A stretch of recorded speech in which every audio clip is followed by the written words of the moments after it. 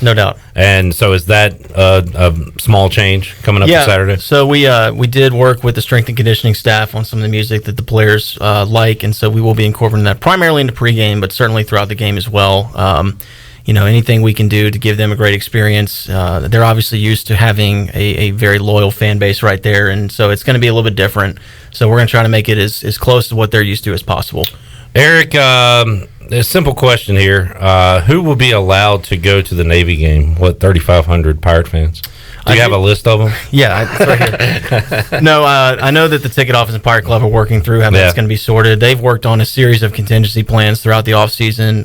I honestly couldn't tell you if there was a plan for 7%. That I don't know where that came from, but I know they have worked on 25, 20, 10. Obviously, we're at 0 right now, so I'm sure that'll be communicated much sooner rather than later. Eric Ward, Director of Marketing at ECU Fan Engagement, joining us here inside the Pirate Radio studios to kick off a Wednesday edition of Pirate Radio Live. You can check us out on Facebook Live and YouTube Live. Eric looking good in his purple. Hair looking good as well, Eric. So Mike Houston said earlier at his game week press conference via Zoom that a day that a lot of people thought would never get here, game week. How about you? I know we've talked to you since the sports hiatus started, and you said that you've been locked in, like you've had to prepare as if this is going to happen. So, what's it like for you for it finally to be here? Well, I think it's first of all relief. It's funny you mentioned trivia earlier. We were actually at trivia when the whole Rudy Gobert deal happened. That Wednesday night. Yeah, and it was pretty crazy to see the dominoes that fell quickly after that, but. This offseason for us, it hasn't been harder or easier. It's just been very different in how you plan because it's, I mentioned last night to somebody, I would normally be preparing in the next month for 2021, kind of evaluating, hey, what have happened the first 2 games? Because some of the things we have to do and change, they take a long time. You don't just show up on game day and do it. You can't just change it week to week. And what's crazy about this offseason is we're literally living 15 minutes to 15 minutes and trying to figure out what we're doing. So I feel very good because we've worked out so many different types of plans, and I think that what we roll out Saturday is going to be awesome. If you have a question for Eric, he'll be here till about 3:30. You can chime in on Facebook Live, Twitter, or give us a call, 317-1250. Get Eric answering live phone calls. That'll be fun. Yes. John Moody has a question for you, Eric. Do you have any insight on if ESPN will be bringing the Skycam? My logic behind this is maybe they plan to take it to Notre Dame Wake and could transfer the setup. They had it for Tulsa, Oklahoma State last weekend, so it's not completely far-fetched. John wants to know about Skycam. Yeah, great question. I don't know. That actually goes through our event operations and facilities, so I have not heard. I would guess in a normal ABC game you would absolutely have that. I don't know with the change yesterday if that's possible. Maybe it's in Mike Golick's bag that he's bringing here. I don't know. But if we do find that out, we'll definitely put something out about that. Yeah. What are the major changes with the game being on ESPN Plus and now the game on ABC? So the biggest difference is the timeout structure. In a stream broadcast, you have a very consistent, your timeouts are 2 minutes and 20 seconds, and this game will be an expanded national coverage, so that means more timeouts throughout the game.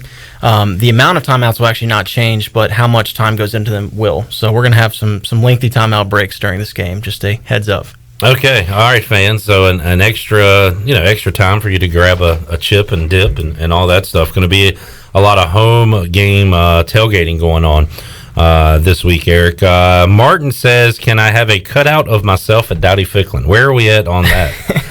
We've talked a lot about the cutouts. I know that's something that certainly a few people have reached out and said they wanted. I think ultimately in the grand scheme of things, it was very difficult to plan, considering not knowing if we were going to have fans, when we're going to have fans, which games they're going to be at, and then obviously the application of them into the seats. So still in discussion, but certainly not something we will have Saturday. And we're hoping that, again, that 3,500-ish number, right, for Navy coming up next month, maybe that number keeps climbing. Yeah, that's definitely the hope. Instead of cardboard fans, we'll have flesh and blood fans at Dowdy Ficklin Stadium.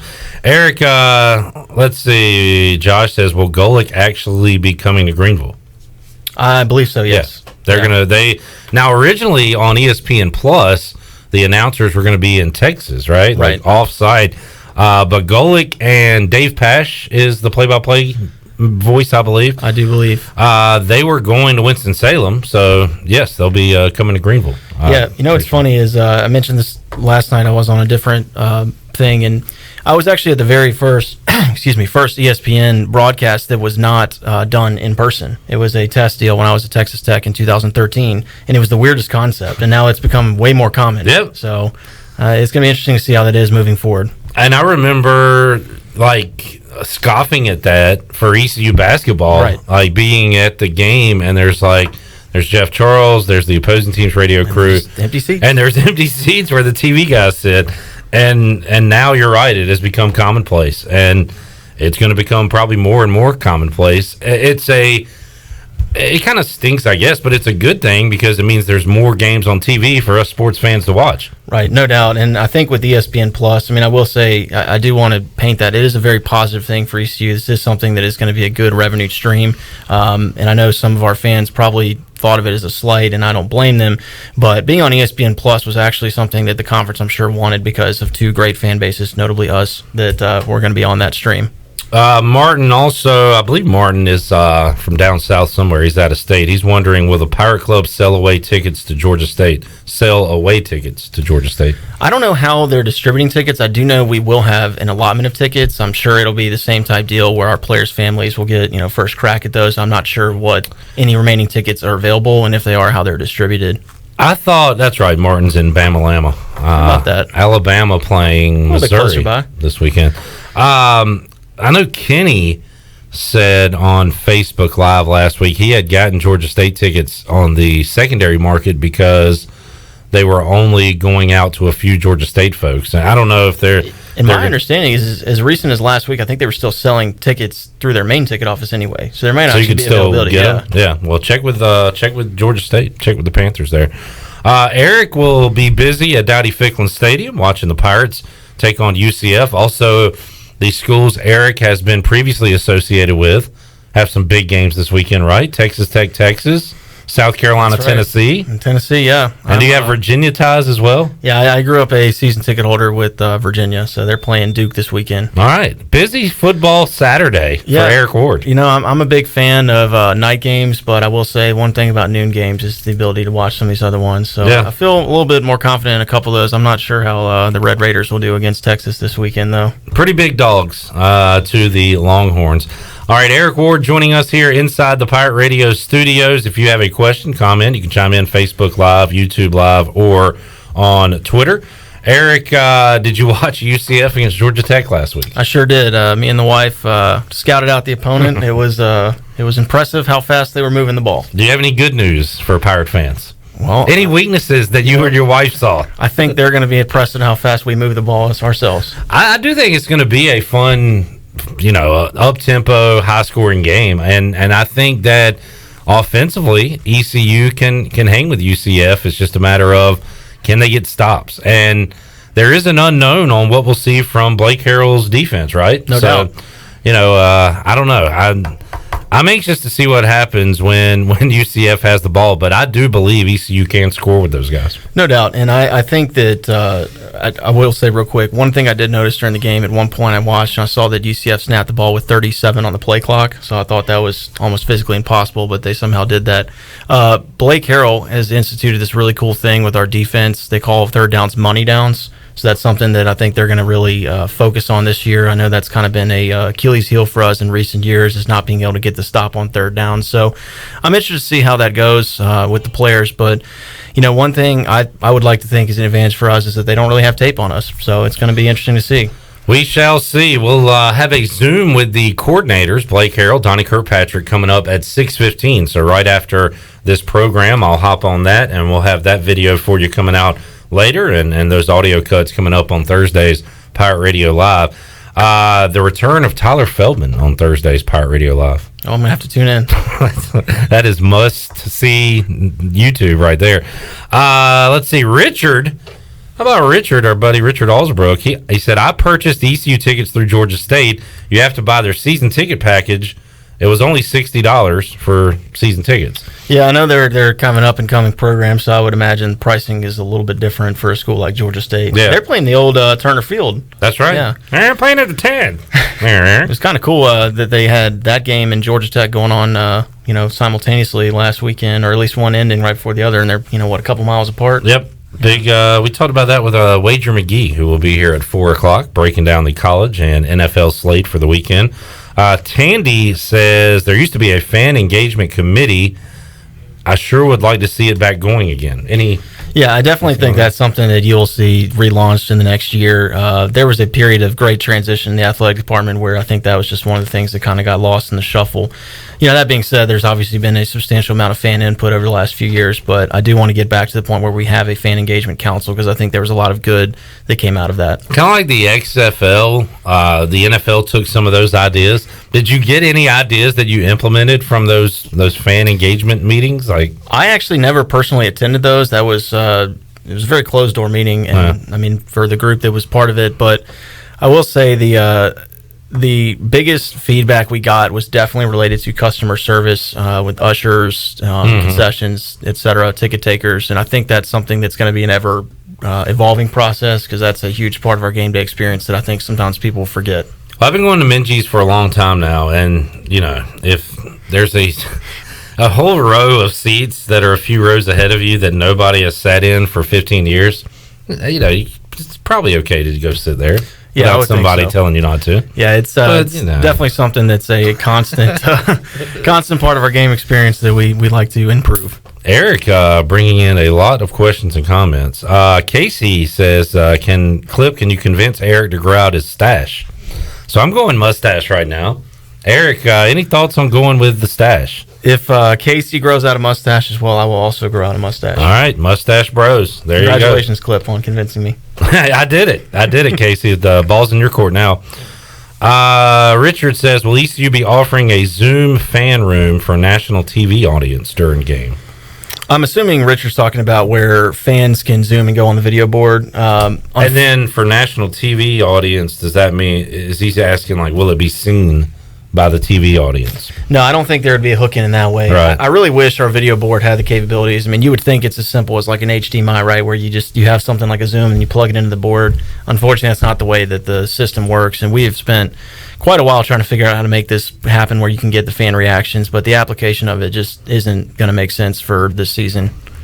Yeah, I was just thinking about what happens on a bad play. Yeah. And that's the thing is, if it panned to me, what would I be doing? Yeah, there's definitely some filters that go in place. I was on a call with a company that does this service, and they were offering for somewhere in the ballpark of $40,000 for this season, and I don't think that's quite within our budget this year, but a lot of that is based on the filters they have to, take out some of those types of things. Martin asks, will there be an ECU fan engagement for out-of-state chapters for the Southeast, Alabama, Georgia, Florida? Well, Martin, there's not one for here in Greenville currently, so... Yeah, I will say I think that as the Pirate Club continues to reinvent themselves, I think there's going to be some more action related more towards the Pirate Club with what you're asking there.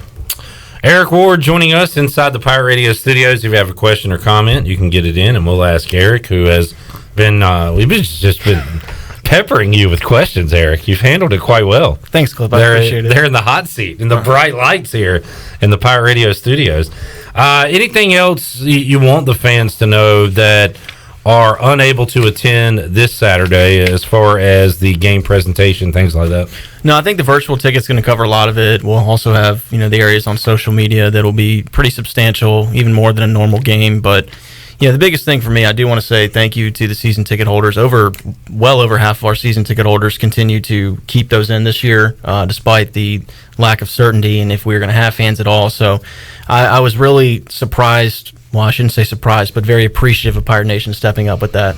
Mike Houston was asked if he had talked to coaches around the country about playing a game in these 2020 COVID weird times. Have you talked to other... marketing folks around the country, Erica, about what they've done, what can you do better than they did, stuff like that? Yeah, I have a group text with friends at a lot of schools, and we're all kind of in a similar boat. What we're doing with this virtual ticket has been something we've been working on for 5 months, but I think some schools are doing similar things. But I will tell you, I learned last night that Mississippi State, their entire marketing staff has tested positive for COVID, and they're actually scrambling right now to figure out what they're doing Saturday for their opener, which I believe is LSU. So it's going to be interesting. The guy who used to have that job there actually is at Wake Forest now. So now that they're free, I have a feeling he will be making his way down to Starkville to take care of that for them. That is that's crazy. I didn't think about that. And what about that, Eric, as far as staying in your own bubble and not, you're staying far away from the team, I would imagine. Yeah. And everybody with the football program. But what about the workers like you, the workers under you, as far as testing, or what are you doing? Just trying to distance? And yeah, we do not currently test. We will have a process on Saturday, same as the media, when we come in through our gate 1 entry, where there will be a symptoms test. ECU actually has a online symptoms form that you fill out every day, or every other day, I should say, when you go to work. But Saturday, that'll be another part of the process of coming in, temperature check, etc. Let's all hope that we all have cool foreheads and not warm foreheads on Saturday. Yeah, interesting. And I wonder what it'll look like. So I'm in the PA booth with Morgan, right? Okay, and it's going to be kind of lonely up there in the press box. Yeah, we will be social distancing for sure. So I'm excited to see what it's like. Morgan and I'm going to tell him he has to wear a mask many times. I'm sure he's going to love that. So it's going to be a lot of fun. Morgan, he's easy to get along with, right? No, Morgan and I are great. We talk all the time. So he was actually with me earlier when we were cutting some stuff. And Morgan is a treasure. So I'm really glad to work with him. And I can't really joke about Morgan getting testy with you on game day, because with those rain delays at Clark LeClaire, I've been, kind of a B word to Eric before. Nothing that Eric's done. It's just I'm in a bad mood, and and we sit right beside each other for like 10 hours. Yeah, so we're just enjoying looking at that tarp all day. it's not a great view. Now, when they take that tarp off, Joey Perry's field looks amazing. And how about that, Eric? Have you even began to think about what 2021 is going to look like with all the sports coming together and on the campus of ECU? Yeah, it's going to be really interesting. I did see the NCAA put out a perspective calendar for how the events are going to go, and there's going to be a 4-week period in late January through early March where we're going to be competing in 7 different sports at the same time. Wow. That we, our staff actually staff. So it's going to be very interesting. We're definitely going to have to be covering a lot of shifts for each other for sure. No doubt about it. Trying to get through football first, of course, and trying to get through game 1, trying to get to game day, right? Because, look, Shirley had more updates on postponements and cancellations going today, but we're trying to make it to Saturday. Ron Behringer checking in. Mr. Ron, how's he doing? And another booming voice you hear at Clark LeClaire Stadium for ECU baseball games. It's funny. He did a video with us last year, and his voice is so unique. People thought it was like a made-up voice, or we used like a computer. They didn't actually believe that was a human being that came from Eastern North Carolina. I believe Ron is from Little Washington, if I'm not incorrect there. Ron has fantastic pipes on that guy, for sure. He does. Martin, will there be anything different for showing off Dowdy-Ficklin Stadium to a national stage? No, I think that a lot of that will be covered. I was in a phone call earlier with Tom McClellan with ABC. I'll be meeting with them on Saturday to kind of talk about some of the different things we got going on. I'm sure, like every broadcast, they'll be putting Morgan on, with the connection with Holton. But, there's some talking points and things that we provide, and, if they can choose to use those or not. Josh says, any ECU baseball updates? Can I still do PA? Oh, yeah. All right, there's your update. I can still do PA, as will Ron and probably Morgan as well. I don't know, anything to update out of Clark LeClaire Stadium? No, I think that based on the calendar the NCAA sent, that's actually a similar schedule. So, I'll be honest, we haven't really begun to plan baseball. We got plenty of time. So baseball might not be affected that much. No, I would think of any sport, baseball, softball, lacrosse will probably be pretty much the same. I would not be surprised if there was a reduced schedule. Maybe more so for softball and lacrosse, but I couldn't tell you that with certainty for sure. And honestly, as we await the first football game, I'm starting to get excited about hoops. If you follow ECU basketball recruiting, you see that Joe Dooley picked up another big-time guard. But these schedule updates, it sounds like, Eric, they're going to give it a go in late November. And, the AAC has come out with what they're going to do as far as playing conference games. I believe 20 conference games. ECU's already in a preseason tournament where they'll play 3 games, so we'll see if they add any more. But it looks, at least there's a plan in place to get basketball going in November. Yeah, and I would think, based on the 27-game schedule, 20 now are in the conference, and we play 3 in this tournament. So we're only looking at, a handful of games that potentially would be in Minges. I'll be interested to see what health protocols are in place. And I will say, real quick, Pitt County Health Director has been unbelievably helpful during all of this process. I know that the early conversations with basketball are already happening. I'm really hoping that we can do as much as possible with basketball to get it back to a normal Minges environment. All right. Eric Ward, any final thoughts? No, I don't see any more questions. Ron emailed me. I need to check my email. Sorry, Ron. I'll check on that. Anything else, Eric? We covered it all? I'm just really excited to see the toe hit the ball on Saturday, and let's have a fun time. Let's score some points. Let's keep up with the Knights. Let's keep them out of the end zone. There you go. Eric, great job, man. Thanks for coming in, and have a fun Saturday. And after you're done with it all and you turn off the lights, you can turn on the fifth quarter, and I'll be hard at work. Yeah, give me a shout. I'll be happy to talk to you if you want. All right. I'll ask you how you're doing. I want to hear from Eric in Greenville. Yeah, ask me how I'm doing after that game. All right, Shirley, let's take a time out. We'll come back.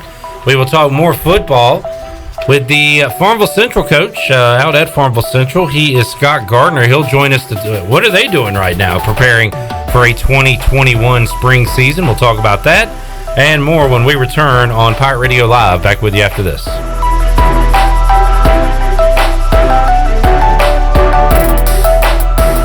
Medicare is not one size fits all, but which plan is right for you? Hi, I'm Denise Walker, and I'm a licensed insurance agent here in North Carolina. Whether you are turning 65, new to Medicare, or already have a plan, I can help you compare your Medicare options. I can help you find a plan offering low to no monthly premiums, prescription drug coverage, and a wide range of additional benefits like dental, hearing, vision, and more. Call me today at 434-531-5674 to get a no-cost, no-obligation Medicare benefits review. Hi, this is Billy Parker, and football is here. Tailgate at home with family and friends this season and let Parker's Barbecue do all the cooking. While tailgating at your house, let us provide all the food with our delicious chicken, barbecue, seafood, and sides. We can customize packages for any size group, big or small. Give us a call today and place your order. Parker's and football, a winning combination. Also shipping nationwide at parkersbbq.com. Parker's Barbecue is how friends and family come together. Hey Pirate Nation, this is former ECU tight end Bryce Williams from my friends at the Auto Store Group. If you're in the market for a quality used vehicle, then the Auto Store Group is for you. The Auto Store Group has 3 locations and over 150 quality used vehicles to choose from for all budgets. Shop their entire inventory today at theautostoregroup.com. The Auto Store Group, your hometown store and Pirate owned and operated for over 38 years. Go Pirates! Introducing new Domino's Carside Delivery. Now when you carry out, you don't even need to leave your car. So you don't have to interrupt your favorite song. It's time to drive down to the rock show. Or interrupt your kid's favorite song. We'll be friends just for one day. You can interrupt this, actually. Try Domino's Carside Delivery when you carry out 3 topping pizzas for $7.99 each, and we'll carry out your order to your car contact-free. Carry out only. You must ask for this limited time offer. Prices, participation, and charges may vary. Excludes XL and specialty pizzas. Crust availability varies by size. Message and data rates may apply when using Domino's Carside Delivery. Are you trying to reduce clutter? Want to save a tree? Greenville Utilities can help. E-bill is a simple solution. Imagine getting an email letting you know your bill is ready. And with a few clicks on your computer or smartphone, you can review and pay your bill. It's just that easy. Signing up is simple. All you need to do is to log onto your account at guc.com and update your contact information and e-bill setting. You can even continue to receive a paper bill if you'd like. E-bill from Greenville Utilities. Just one of the ways GUC is here for you. At US Cellular, we speak fair. When we say you don't have to pay activation fees, we mean it. Plus, right now when you switch, you also get $700 toward the latest phones. Yep, we mean that too. Upgrade to fair with US Cellular. Promotional pricing requires an unlimited everyday or even better plan. New line port and credit approval. Qualified smartphone purchase and comes via monthly bill credit on a 30-month RIC. Taxes, fees, and additional restrictions apply. This is Brandon Tate, owner and operator of Atlantic Wireless, an authorized agent for US Cellular since 1997. Visit atlanticwireless.com to find the store near you. We go beyond the call. Hey, this is Jay from Villa Verde. Did you know that Villa Verde opened up its second location? Yes, it's Villa Verde Dos on Arlington Boulevard across the hospital. This new location is a fast, casual environment where you can make your own bowls for only $9.95. Choose from our fresh ingredients from our toppings bars or enjoy an amazing rotisserie chicken. We promise you can be in and out in less than 15 minutes. For a quick, healthy meal at an affordable price, visit us at Villa Verde Dos on Arlington Boulevard. Villa Verde, a platform for good. Register for Army ROTC to be a leader and an officer in the U.S. Army, Army Reserve, or Army National Guard. You could also be eligible for a full tuition scholarship. Lead the team that makes a difference.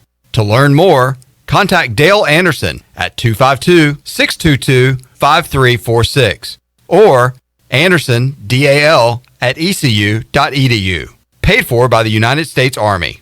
This is Coach Blake Carroll, defense coordinator for East Carolina football, and you're listening to Pirate Radio, the voice of the Pirate Nation.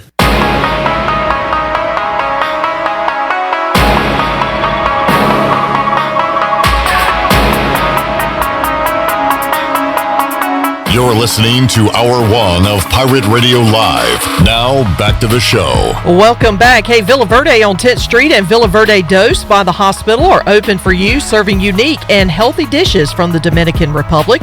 Order online at myvillaverde.com or the Villa Verde app. You can order a family meal that feeds 6 to 7 people, and they'll have it ready for curbside pickup today. Whether it's dine-in or take-out, Villa Verde is a platform for good. Now let's head back in to Pirate Radio Live. Here's your host, Clip Rock. All right, thanks, Shirley. Got Glenn Griffin, Chan Man here. Shirley, by the way, stepping her lid game up this week, going Rockford Peaches today. I went old school. And I knew I recognized it, and it didn't click with me. And then Mike Mullis came in and said, "Oh, Rockford Peaches, nice." Yeah. I like it. Looks good. I was actually just doing some shopping on Amazon, and believe it or not, I stumbled across it, and I was like, I don't have a Rockford Peaches hat, so I had to get it. Now you do. Now you can suit up with Dottie and I can't remember their other names. Hooch. Hooch. Good stuff. All right. Thank you, Shirley. We will be talking college football NFL lines at 4 o'clock when Wager McGhee joins us inside the Pirate Radio studios. Right now, we'll talk some high school football as we head west just a little bit to Farmville Central High School and talk to Scott Gardner, coach of the Jags. Coach, welcome back to the program. How you doing?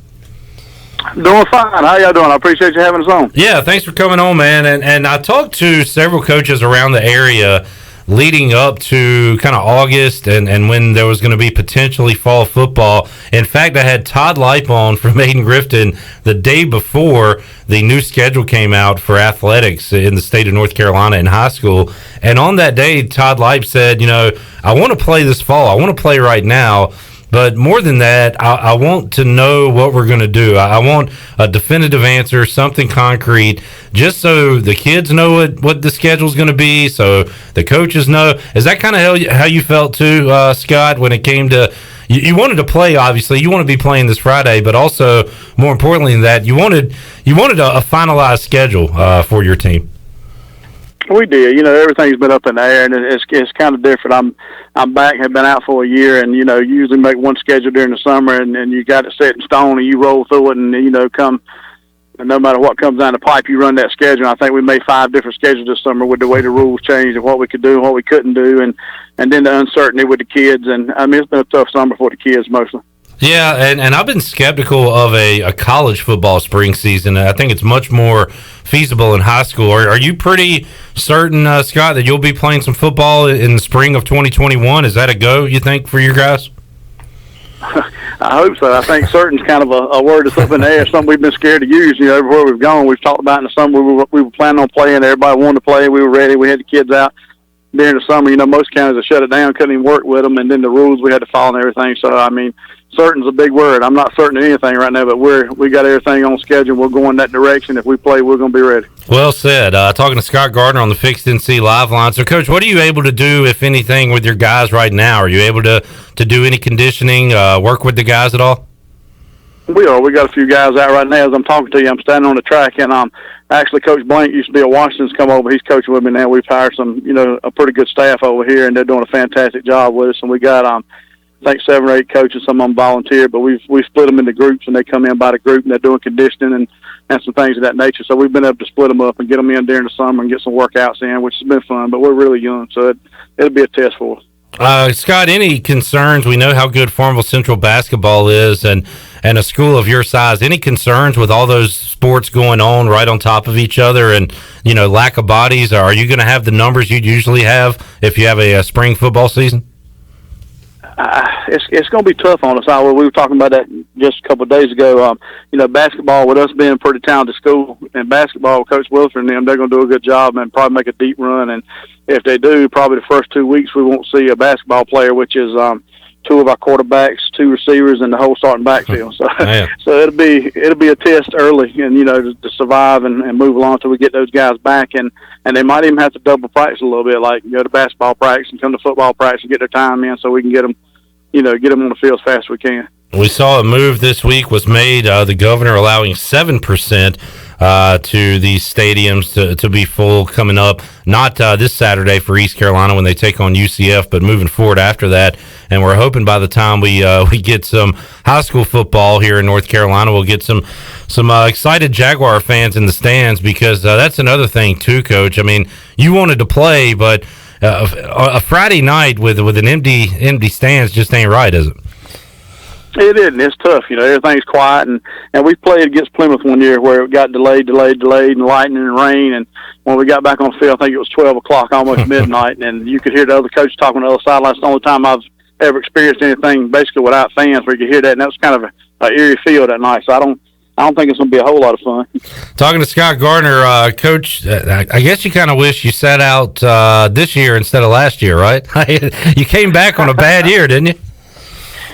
I don't know. You can't say bad. The Lord gives us opportunities to come back, and we got a good group of kids this year, and we're looking forward to it. We got to fight through some obstacles like everybody does. Yeah. I talked to Kasai this morning.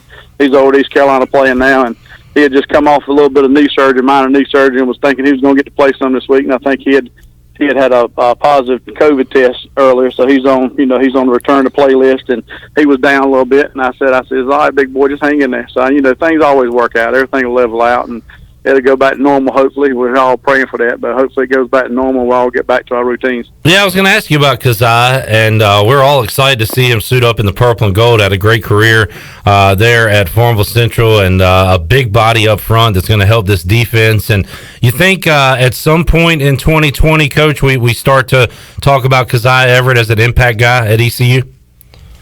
I think so, Coach. I told him this morning, and we were talking a little this morning, I said, good things happen to good people. Kasai Everett's one of the best young men that I'd worked with since I've been here. Just a fantastic person, and he was a fantastic athlete also. He ran the ball some for us, and he got a little heavy, and he had some feet problems, and then he had a little knee trouble right here, and he gained some weight back that he had lost. I think, once he settles in and gets accustomed to what they're doing, I think he's going to be fine. I think he'll be an impact player for East Carolina. If he does what he did here, he'll be fun to watch for a while. Talking to Scott Gardner, coach out at Farmville Central High School, and Coach, I've brought this up with other coaches around the area that, you got the Conley connection with Ehlers and C.J. Johnson, of course, Travion Freshwater from Northeastern, Kazai Everett right there at Farmville Central, and we've seen talent from Rose, obviously, Aiden Grifton, all over the area at ECU, and you want to see your guys, succeed no matter where they go, but you got to like that the university here in the East is doing all they can to keep these guys local.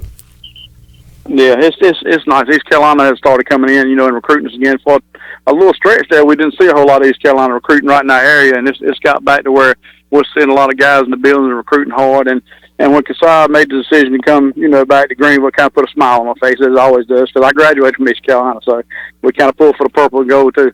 What do you think about this year, Coach? The Pirate, and again, we don't know. You probably know more than me with some guys on the inside of the program there. We're not able to go see practice. We're doing Zooms with the coaches and everything. Haven't talked to any players. So my expectations, Coach, a high-powered offense, and we'll see on defense. We'll see what Blake Harrell's got in year one as defensive coordinator. How about you as far as expectations for ECU? Well, it's hard to say. They're so young. When you look at the depth charts and stuff, you see very few seniors up front, and I know that senior-laden programs are usually the ones that are really successful. But then you look at the man that's took over, Coach Houston. He's a fantastic talent and a fantastic person. I know what he's doing over there. He's doing great things, and it might be a little bit of time, but I think they're going to be good. You just give Coach Houston a little bit of time, and we're hoping for it quick, but got to be patient. Scott Gardner joining us, and Scott, I've asked a lot of other coaches this. I want to get your take on it too. How important athletics are for some of these kids. It is their, for some, it's the only bright spot in their lives. It's for some, it's their family. Being around the team, being around coaches. I know that you're trying to kind of keep that going right now, even though you're not playing games. Speak on that a little bit, and how important athletics are to some of the guys you coach. It's unreal how important athletics are. We touch them in so many different ways, and the coaches around East North Carolina, around North Carolina in general, or basically coaches in general, they do so much behind the scenes that you don't really see. Like right now, we've had to set up, and they're online. A lot of kids now, so you don't see them, and it's really, really difficult to work with a kid when you don't get to actually put hands on him and work with him one-on-one and talk to him about his grades and talk to him about where he's coming to practice or weightlifting and things like that. and Coach Blank's actually put together a thing where we can keep up with the grade point average, and we contact them. So we're trying to help the school, because online their grades have actually slipped a little bit, and that concerns us, because we want to make sure that even if they don't go to college, they're eligible to go to college. And so we work with them in that manner. We call them and contact them, but you wouldn't believe how important sports is to these young men, that, you know, other than sports, some of them wouldn't even come to school. And so, I mean, it's vastly important with what we do and how the young men come and how they interact with us, and keeping in touch with them right now is extremely difficult. Scott Gardner joining us on the Fixed NC Live Line. Coach, you said you're able to do a few workouts with your guys here and there now. When does it all kind of officially get going again as far as practices and games for you in 2021? Well, we'll start in February. I think it's the 8th official date, and you know, we'll go from there. We've got a scrimmage set up with South and North. After that first one starts, we're going to play 7 games. So, you know, we'll play 2 non-conference, and I think we go right into our conference season. So it'll be interesting, because we won't have those basketball guys for the first 2, so we won't even see a basketball guy in our full team till we get to the conference season, really. And it's such a day-to-day process, and it seems so far away, your season, your first season in 2021. Have you thought about the turnaround from that season to then kind of getting ready for the fall 2021? It's going to be a quick turnaround for you guys. I don't want to think about it right now. Okay, all right. It's been over the top trying to figure out how to keep everything working right now, so I really haven't thought about that turnaround yet, because we've tried to establish everything, keep it down. And, you know, you're talking about if we have a season, and kind of we're practicing if and then. I mean, you know, if it ain't nothing in stone for these kids. So you got to give credit to the kids that are showing up with maybe no reward at the end of the tunnel, and they're putting in their work and doing what they have to. And the coaches too.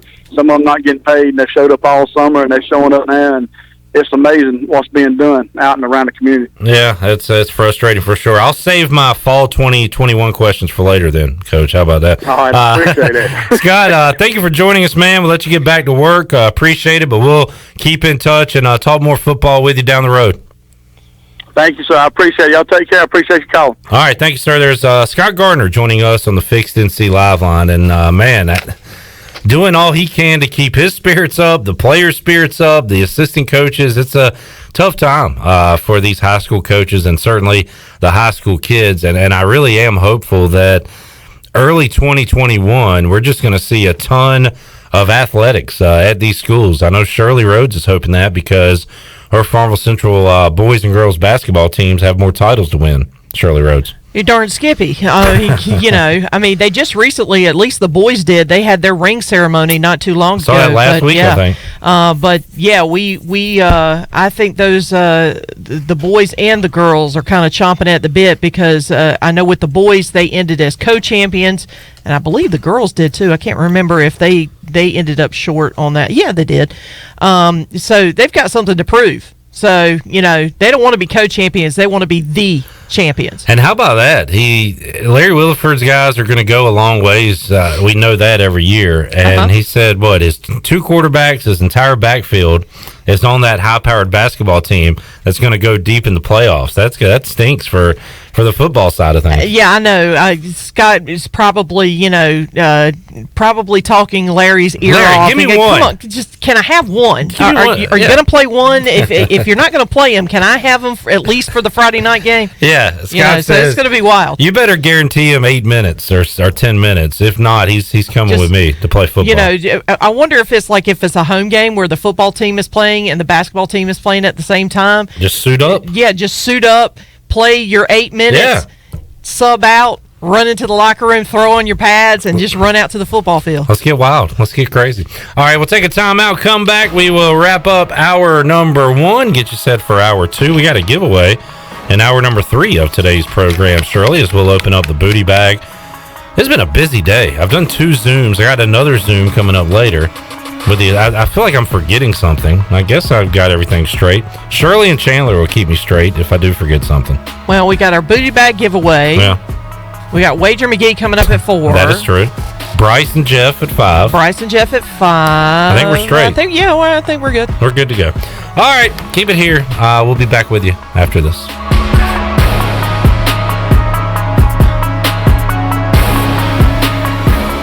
Hello, Pirate Nation. This is Representative John Bell, the Majority Leader of the North Carolina House, and it has been an honor serving the people of Eastern North Carolina the last 8 years. I've had the privilege of working with your local representatives, Dr. Perrin Jones and Chris Humphrey, as they delivered hundreds of millions of dollars in COVID relief funding to our small businesses, healthcare providers, and families right here in Pitt County. Unfortunately, their opponents are funded by radical liberal out-of-state donors that want to destroy our agriculture heritage, defund the police, and silence your voice by buying this election. This is not North Carolina. We cannot and will not let this happen. Dr. Perrin Jones and Chris Humphrey are focused on solutions, not revolutions. They will make sure your voice is heard and represent our Eastern North Carolina values. So Pirate Nation, the choice is clear. On November 3rd, please support and vote for Dr. Perrin Jones and Chris Humphrey for the North Carolina House. Strong voices for Eastern North Carolina. Paid for by the John Bell Committee. At Tiebreakers, we admit we have a bit of a problem. People love our wings so much that they're starting to sell their home TVs just so they can watch all the sporting events here at Tiebreakers. Seriously, we're glad you love our hand-breaded, hand-cut boneless wings that much, but we really need you to go home at the end of the night. It's okay, we'll be here tomorrow. And when you come back, bring a friend with you. For great food, great friends, and cold beer, we'll see you at Tiebreakers. Tiebreakers, break the chain, eat local. Can't make it to the game? Relax. Bostic Sugg Furniture can provide you with the best seats in the house. We have the area's largest selection of Lazy Boy motion furniture in stock and ready to go. Lazy Boy recliners, reclining sofas, love seats, and reclining sectionals in hundreds of colors, styles, fabrics, and leather, all at a very comfortable price. Remember, when it comes to Lazy Boy motion furniture, we're your ticket to the best seats in the house. Bostic Sugg Furniture in Greenville. Hi, this is Jeff Charles, and welcome inside the booth. Could it be start and stop, start and stop? I'll have some thoughts next. Let me tell you a thing or two about the people who don't compromise. For starters, they love a nice, cold Pepsi Zero Sugar. Why? Because it's delicious, it's refreshing, and it has zero sugar. How's that for not compromising? They're the sort of person that likes surf with their turf. Because who decided beef shouldn't have a buddy? And the drink with their feast? Yeah, they have a Pepsi Zero Sugar. The person who doesn't compromise loves a good golden doodle. All the golden retriever goodness with just a hint of doodle. No compromises there. Oh, and when they're bringing said golden doodle for a walk, they bring a Pepsi Zero Sugar. They're the kind of person jorts were made for. 50% jeans, 50% shorts, 100% the most comfortable thing that's ever graced your wardrobe. Not compromising never looked so good. So crack open a Pepsi Zero Sugar and taste what it's like to have it all. Pepsi Zero Sugar. Zero sugar done right. That's what I like. All bets are off for this college football season. I have a feeling it is going to be like Major League Baseball. We have seen what has happened there. Series after series has been postponed due to positive COVID-19 tests. As we all know, college football has been pushed back, and the question is, will there be any consistency in the schedule? Or are we going to be basically going week to week? It only takes a few positive tests to shut down games. So that little pocket schedule we all like to get and carry around, it probably doesn't mean a whole lot this year. As they say, we are in a very fluid situation. Come back again next time, and we'll visit Inside the Booth. You've been listening to Inside the Booth with Jeff Charles on Pirate Radio, the voice of the Pirate Nation. This is Coach Steve Shankweiler, offensive line coach for East Carolina University football, and you're listening to Pirate Radio, the voice of the Pirate Nation.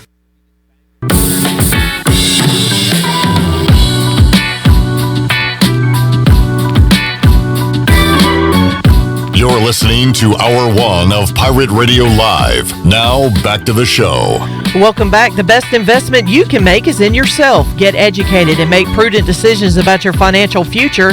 Contact David Dom at Carolina Wealth Management today at 439-1344 for a free consultation. Now let's head back in to Pirate Radio Live. Here's your host, Clip Brock. Alrighty, wrapping up hour number 1, getting ready for hour number 2. Wager McGhee is here a few minutes early, and we always have to scramble late, so we might as well get started here. We got a few minutes before we have to take a time out and get into some picks for Wager McGhee, who joins us here inside the Pirate Radio studios. Wager, I think another solid week for you last week. I will say your locks are 2-0. Coastal Carolina Week 1 against Kansas, or week whatever. Yeah, half. What are we calling it? Whatever it was. Yeah. Kansas, Coastal Carolina, you had Coastal in that one. And then last week you said that North Texas SMU would hit 100.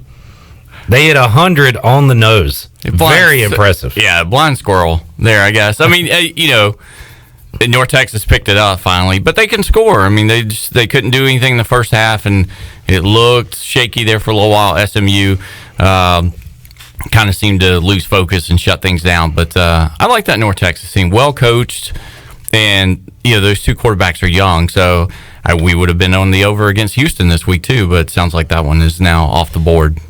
I'm not much of a coffee guy, but that aroma, it's waking me up just smelling it.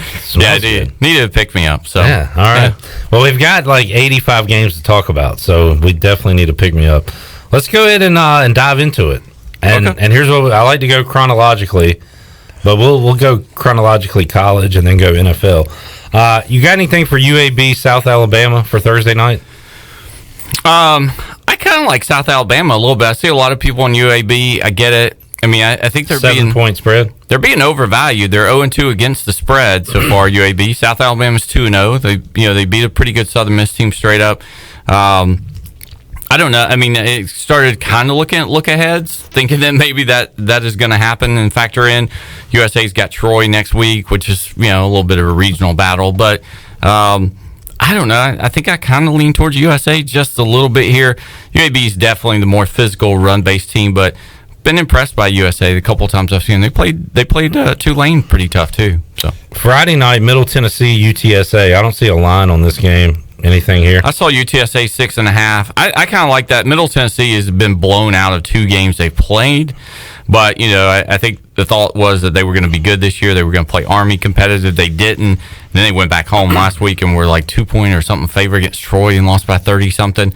I've been impressed with UTSA. I mean, they just had the one game against Texas State when there's a dog and scored 51, won overtime. I don't know. I'll go with the folks who seem to know something here and roll the dice on UTSA as a favorite. All right, let's hit a few nooners on Saturday, and we'll come back and talk ECU, UCF. Hey, ECU not the biggest underdog of the week. I see that Oklahoma's a 27.5-point favorite over Kansas State. My guy Spencer Rattler ready to rattle it around the yard in Norman.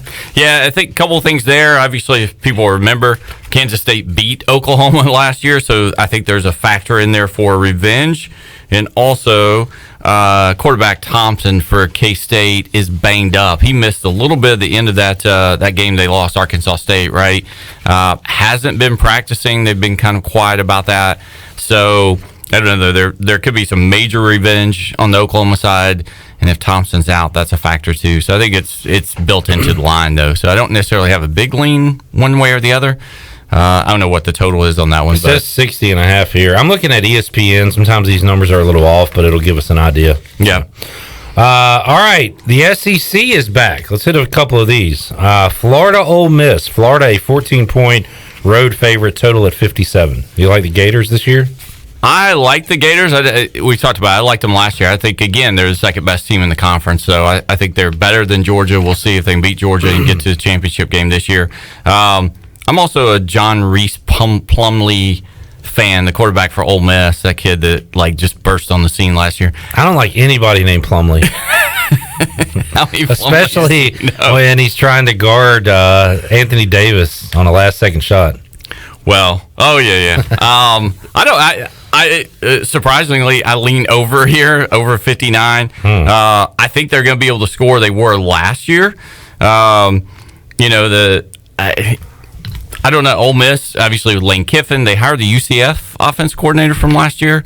So they're going to be open in that, but I would lean Ole Miss maybe plus the points a little bit just because Lane Kiffin's just been getting ready for this day, getting back in the SEC as a head coach.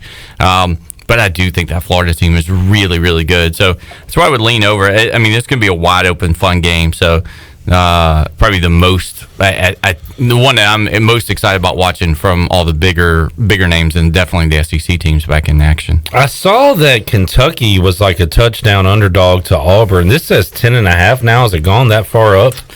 I did not see. I thought it was hovering around like 7, open 7 to 8. That one I can't get a feel for on that. I mean, I keep trying to find a reason why everybody is high on Kentucky.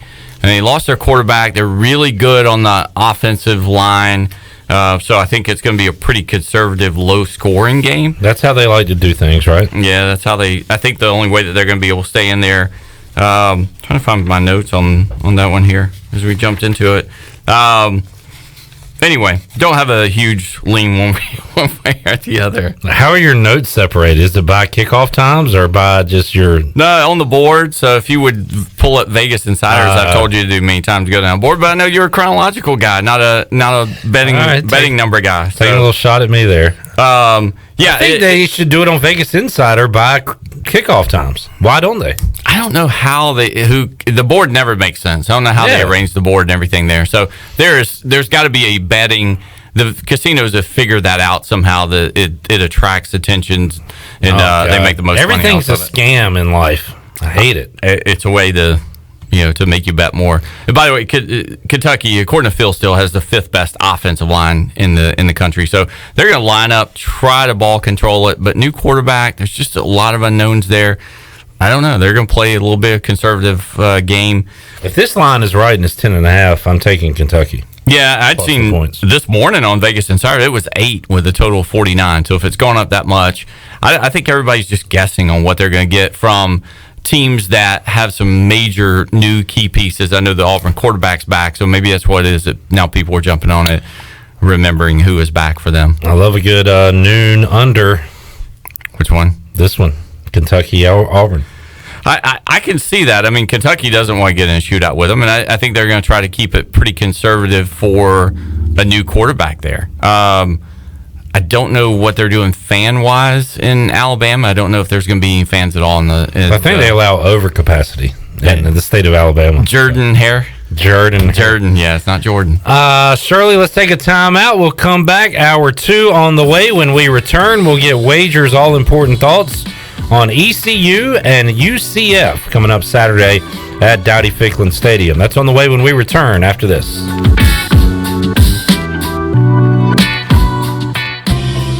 Hey Pirate Nation, this is proud ECU graduate and former baseball player Brandon Manning inviting you to join my team at Farm Bureau Insurance. Right now, during hurricane season, is a good time to review your coverage with a local trusted agent like me. I will make myself available before or after business hours, and my clients always have my cell phone number if they need anything. From home, auto, or life, give me a call today and let's talk about your insurance coverage and about the Pirates. Call 531-1812 and go Pirates! 2020 certainly hasn't been the year many of us were hoping for, but one thing has stayed the same. I'm Tim Sutton with Greenville Auto World, and our commitment to our customers has never wavered. Let Greenville Auto World show you how easy it is to buy a quality used car in Greenville. We believe in fair prices, superior service, and treating customers right leads to satisfied repeat buyers. Your vehicle is a big investment, and our customers trust us to keep them up and running with outstanding service and value. For Greenville Auto World, cross some Hardee's at Bell's Fork. Hey guys, do you not look your best? Do your hair and nails need some work? When is the last time you looked at your feet? Guys, I can assure you that the ladies love a nicely groomed man. I'm Amanda and I have the solution. The Man Cave is now open, offering salon services for men only. Men, come enjoy the complimentary lounge before or after your service with free food, drinks, and pool table. The Man Cave, now open on the corner of Fire Tower and Evans, Greenville. Do you think you or your employees might have been exposed to COVID-19? ArcPoint Labs of Greenville offers same-day COVID-19 results. No referral needed. Same-day results available. ArcPoint Labs of Greenville offers easy employer solutions to COVID-19 testing. ArcPoint Labs of Greenville is located across from Vidant Hospital on Executive Circle behind Southern Bank. Call for an appointment or walk in. ArcPoint Labs of Greenville, 215-5688 or arcpointlabs.com. If you're like many, you may have put on the Corona 5, 10, or even 15 over the last 2 months. Well, the weather is warm and it's time to get that body back on track. At Clean Eats, we have you covered. Our weekly meal plan will quickly help you get back to where you want to be. Order online at cleaneats.com. Our cafe is back open, sanitized, and waiting to serve you healthy lunch and dinner options for dine-in, takeout, curbside, or even delivered through our delivery partners. Clean Eats, it's a lifestyle. 805 Red Banks Road, Arlington Village. With rates being historically low, now is the best time to buy or refinance your home. This is Talbot Green with Angel Oak Home Loans. Now is the time to take advantage of the opportunity to buy more home or refinance your current mortgage. The combination of our local team's experience and Angel Oak's wide offerings of products from standard conventional, government, and portfolio loans has something for most financial situations. For more information, call Talbot Green, Joanne Weir, or Wanda Hager at 751-2060. NMLS 1719250 and 685-842. Equal housing lender. If you are push mowing your yard using an inefficient lawn tractor, or your current zero-turn spends more time in the shop than mowing your grass, it's time you look at a Hustler zero-turn lawnmower. Residential mowers from Hustler are built like tanks and drive like sports cars. All Hustler mowers have fabricated, welded steel decks. Don't settle on cheap units with flimsy stamped decks from big box stores. Come see Ron Ayers Motorsports. It will guide you to the right mower for your property and your budget. Find us at Ron Ayers Motorsports, Highway 11, north of the airport in Greenville. Hey, Pirate fans, the Papa John's menu has grown again with the all-new grilled buffalo chicken papadilla. The papadillas are part sandwich, part pizza, and are only $6. Choose from the all-new grilled buffalo chicken, Philly cheesesteak, Italian, pepperoni meatball, and barbecue chicken and bacon, all for only $6 each. Also, for a limited time, get any large 5-topping pizza for only $13.99. Place your order today online at papajohns.com and sign up for Papa Rewards. Papa John's, the official pizza of the ECU Pirates. This is Pirate Radio, WGHB Farmville, W224EI Greenville, WDLX Washington, and W281CH Washington.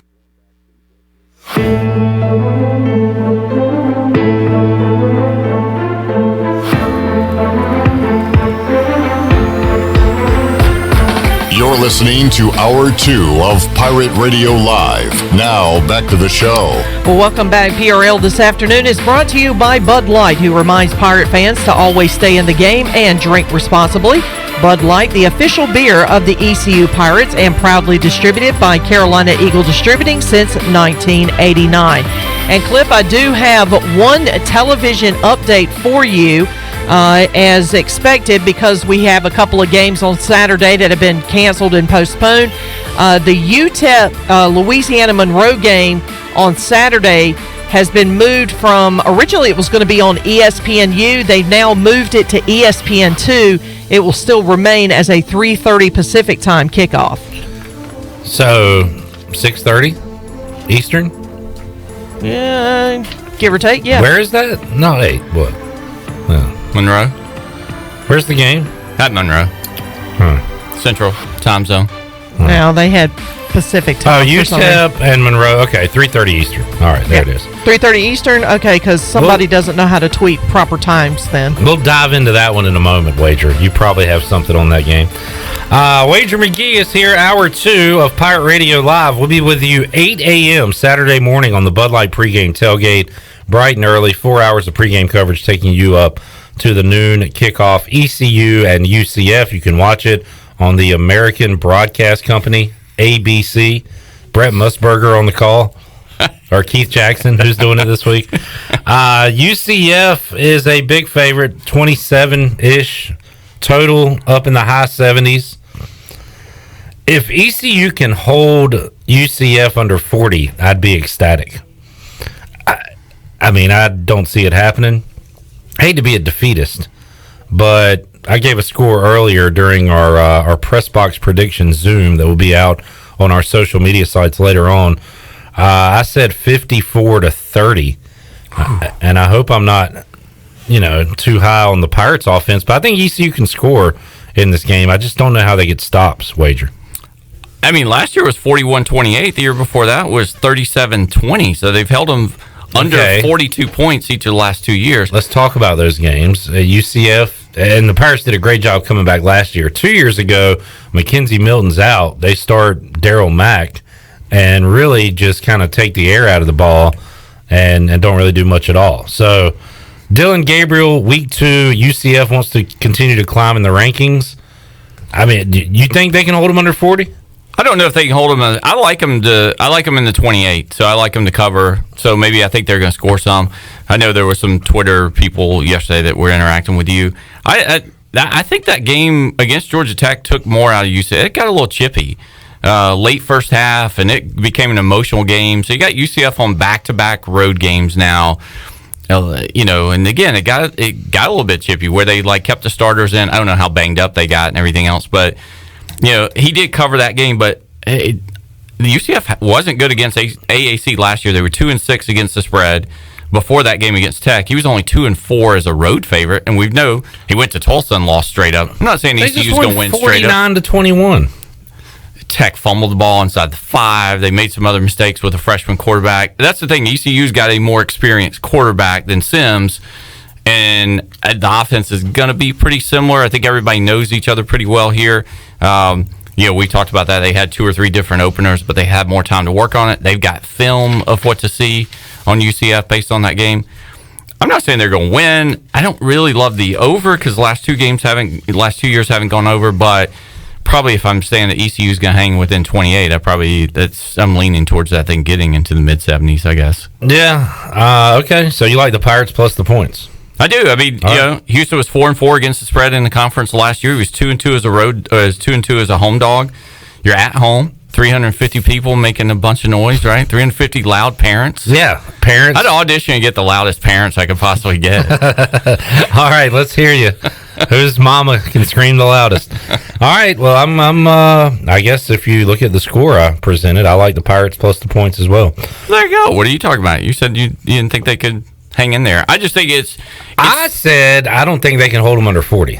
This is I don't think it's the same type game, but what we talked about with Georgia State last week with ULL, it's a conference opponent. You know your conference opponent. You got the higher ranked favorite coming in off a big game, ranked, everything rolling from them. A lot of distractions, media stuff off a big emotional road win, and then coming into a place where your little brother kind of knows you and knows kind of what your weaknesses are a little bit. They got slowed Nuatua down a little bit, but. I mean, is he Nuatua? Yeah, he was Nuatua. That's who we called Nuatua? Okay. Yeah, before Tua's little brother. Yeah. So Nuatua is Dylan Gabriel. Yeah. Okay. He's tough, man. All right. Wager is locked in on the Sun Belt right now. Great call last week with Georgia State. Nearly pulled off the win. Louisiana got that out of their system. They're 2-0. They win in overtime. They got Georgia Southern coming up this week. They're 2 touchdown favorites. Total of 52. I like Georgia Southern. I saw Phil Steele said that most they're Georgia Southern's being very quiet about how many of those 33 players are going to be back that were suspended or not suspended that missed the game because of COVID against Campbell. But it sounds like the majority of them are going to be back, and I guess they were supposed to find that out today. I would keep an eye on that. I mean, until we know any of these games on that, the key guys. But if Wirtz, the quarterback, all those guys are going to be back again. This is an opponent that knows them really well that's gone into App and won. Now, Lafayette won the game last year about 13 or 14 points. So the number seems to be big because I think it is at Statesboro, isn't it? No. Oh, it's at Lafayette? It is at Cajun Field. Oh, yeah. But damn notes. I know, damn notes. So they can't include everything. I still like I like it. Again, ULL now, let me just say Lafayette. Lafayette is in conference where everybody knows their system a little bit, knows the way they run it. And then Southern, in some ways, flexes that thing out and runs about the same way. So as long as the majority of the key guys are back for Southern, I like them plus the 2 touchdowns. All right, the worst ranked matchup of all time, number 24 Louisville at number 21 Pittsburgh. I'm not watching a second of this game. Pittsburgh. I was on Louisville last week. I like their QB. I don't know. Pittsburgh's a favorite. I don't care. You got anything here? I think I like Pitt just because of the emotional letdown spot for Louisville off the Miami game, which they probably should have won or could have won because they really It held Miami down pretty good, and the Pitt defensive line's pretty good, but we haven't seen much from Pitt with playing like two easy opponents that they really blew out. I like Satterfield. Who's Pitt's coach? Dave Wanstead. Is he still there? I think he is. That's why I wore the mustache today for Dave Wanstead. All right, so you kind of like Pitt, but nothing. Nothing. Yeah, it's right. not worth. Georgia Tech at Cuse. All these games are at noon, by the way. Too many noon games. We need more night games. I mean, how is the ACC network showing all these games at the time? So Jefferson Pilot, they're doing an ACC network red zone. Jefferson Pilot and need to see some Hardee's commercials. JP is back. Food Line. Yeah, Food Line. Yep. This one's in the Carrier Dome. Georgia Tech, an 8-point road favorite. Give me Syracuse. Yeah, I think there's overreaction, and you got to think Syracuse off of like two really good, tough defensive lines. And knowing that Sims is going to continue to make some freshman some freshman mistakes, I think Syracuse plays a lot tougher here. But I could see a real good shootout, fun game. I think the total is only 52. Does Syracuse play in those?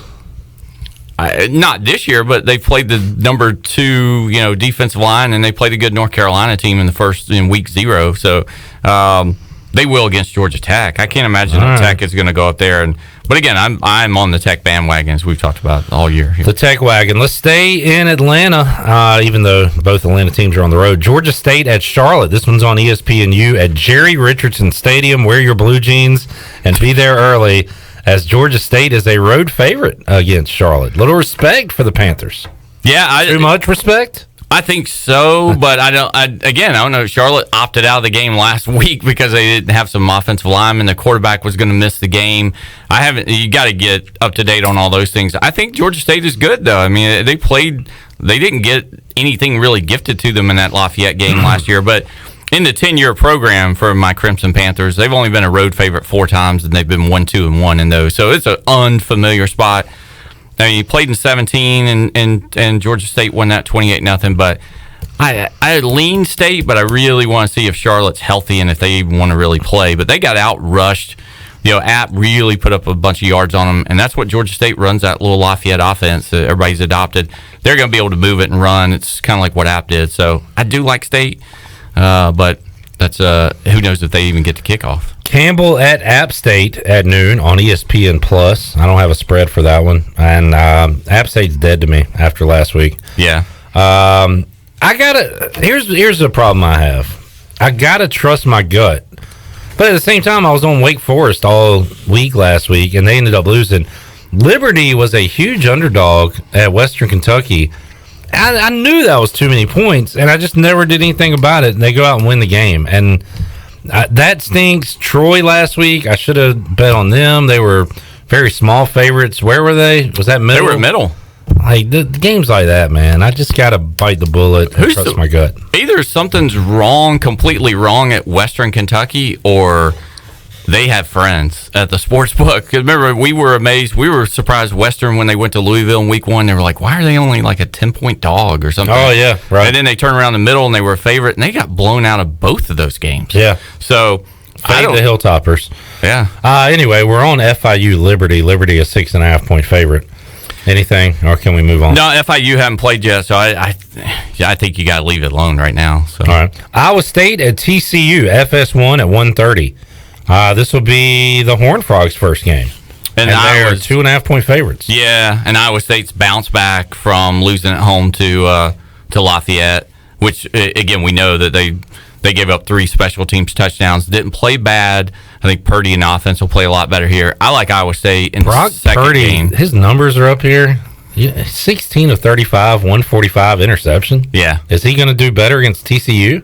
I think so. I mean, I'm thinking he got a game under his belt, got the bad game out of the way. I trust him a little bit more than I think TCU's going with another different quarterback. I mean, it's kind of revolving door. I like Iowa State to bounce back, but again, whether it makes it or not, I don't know. Tulane at Southern Miss, our old friends in the Conference USA. Tulane, a 3.5-point favorite, coming off a brutal loss to Navy, a game they were up 24-0 wager. Yeah, and then Southern Miss lost another one at home as well. They lost at home to Troy, I think, wasn't it? Or La Tech as a favorite. So they Louisiana Tech was another one that I liked last week. I mean, Southern Miss, again, another team that everybody's been wrong about. I think you kind of have to, we talked about that, do you leave past trends alone? And I think we kind of have to. That there's some teams maybe going into this year that they just aren't, I wouldn't say not excited about playing, but something's just off a little bit. I mean, they were favorite at home against South Alabama, lost straight up. Favorite last week against La Tech, lost straight up. For that, and Tulane playing okay in both games, I think Tulane bounces back and covers this. The old battle for the bell from Conference USA. I like Tulane. Yeah. All right. My big dumb brain is telling me Mississippi State plus the points against LSU. LSU is at home, 3:30, CBS, lost a ton. Total at 56.5. What do you think?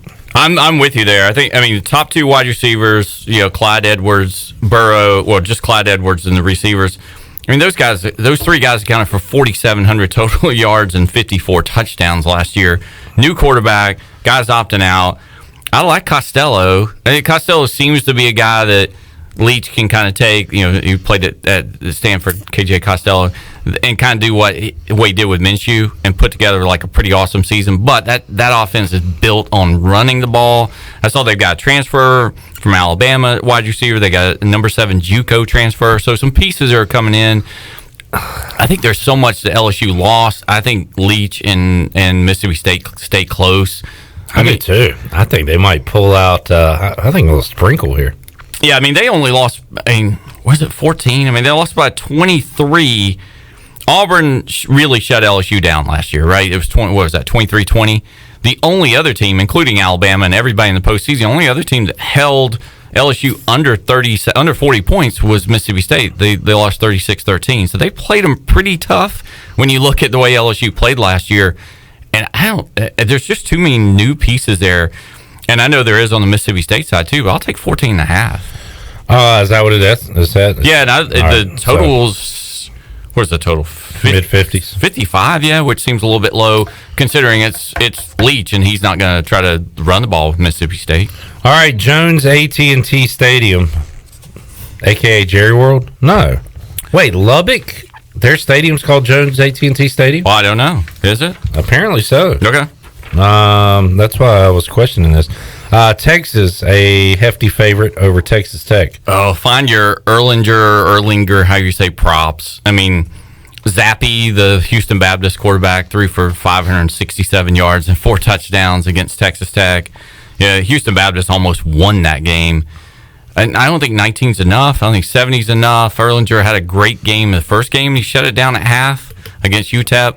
I think same thing. You can throw they won last year 49-24 against a pretty good Texas Tech team.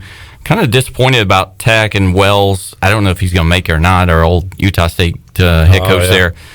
I think Texas is 50+. Maybe Texas helps get the game over. But, yeah, I think Texas rolls in this one. All right, let's go to Nippert. Army at Cincinnati. And Cincinnati, a 2-touchdown favorite, total at 45. This one's on ESPN at 3:30. Besides the Florida Ole Miss game, this game and BYU Troy are like the games I'm most excited to see. Really? Yeah. I mean, I think does Army go in there and do what they did against Michigan last year and hold this thing tight? Because I'm on the Cincinnati bandwagon. I think they'll win the conference. But I really like Army plus 14 points. Yeah. One drive, you can be a quarter into this game. I mean, since he's going to have to score every single time they get it, they're just not going to get the ball very much. So I'm done doubting Army. I did the first week and even next week against Monroe. Not sure if they could cover a big number. As 2-touchdown dog for Army, without a doubt, take them. All right, West Virginia at Oklahoma State. Oklahoma State was disgusting the last time they suited up. This one's 3:30 on ABC. Okie State 8.5, 51.5, all those fun overs, and hey, let's Oklahoma State score points. That was a brutal game to watch.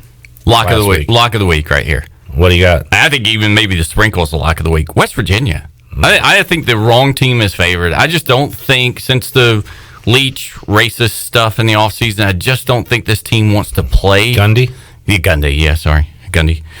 Wants to play. Sorry. Wants to play for him. It's all right. You only called a guy racist. I know, right? You don't need to get his name right. Not Mike Leach. Yeah, Gundy.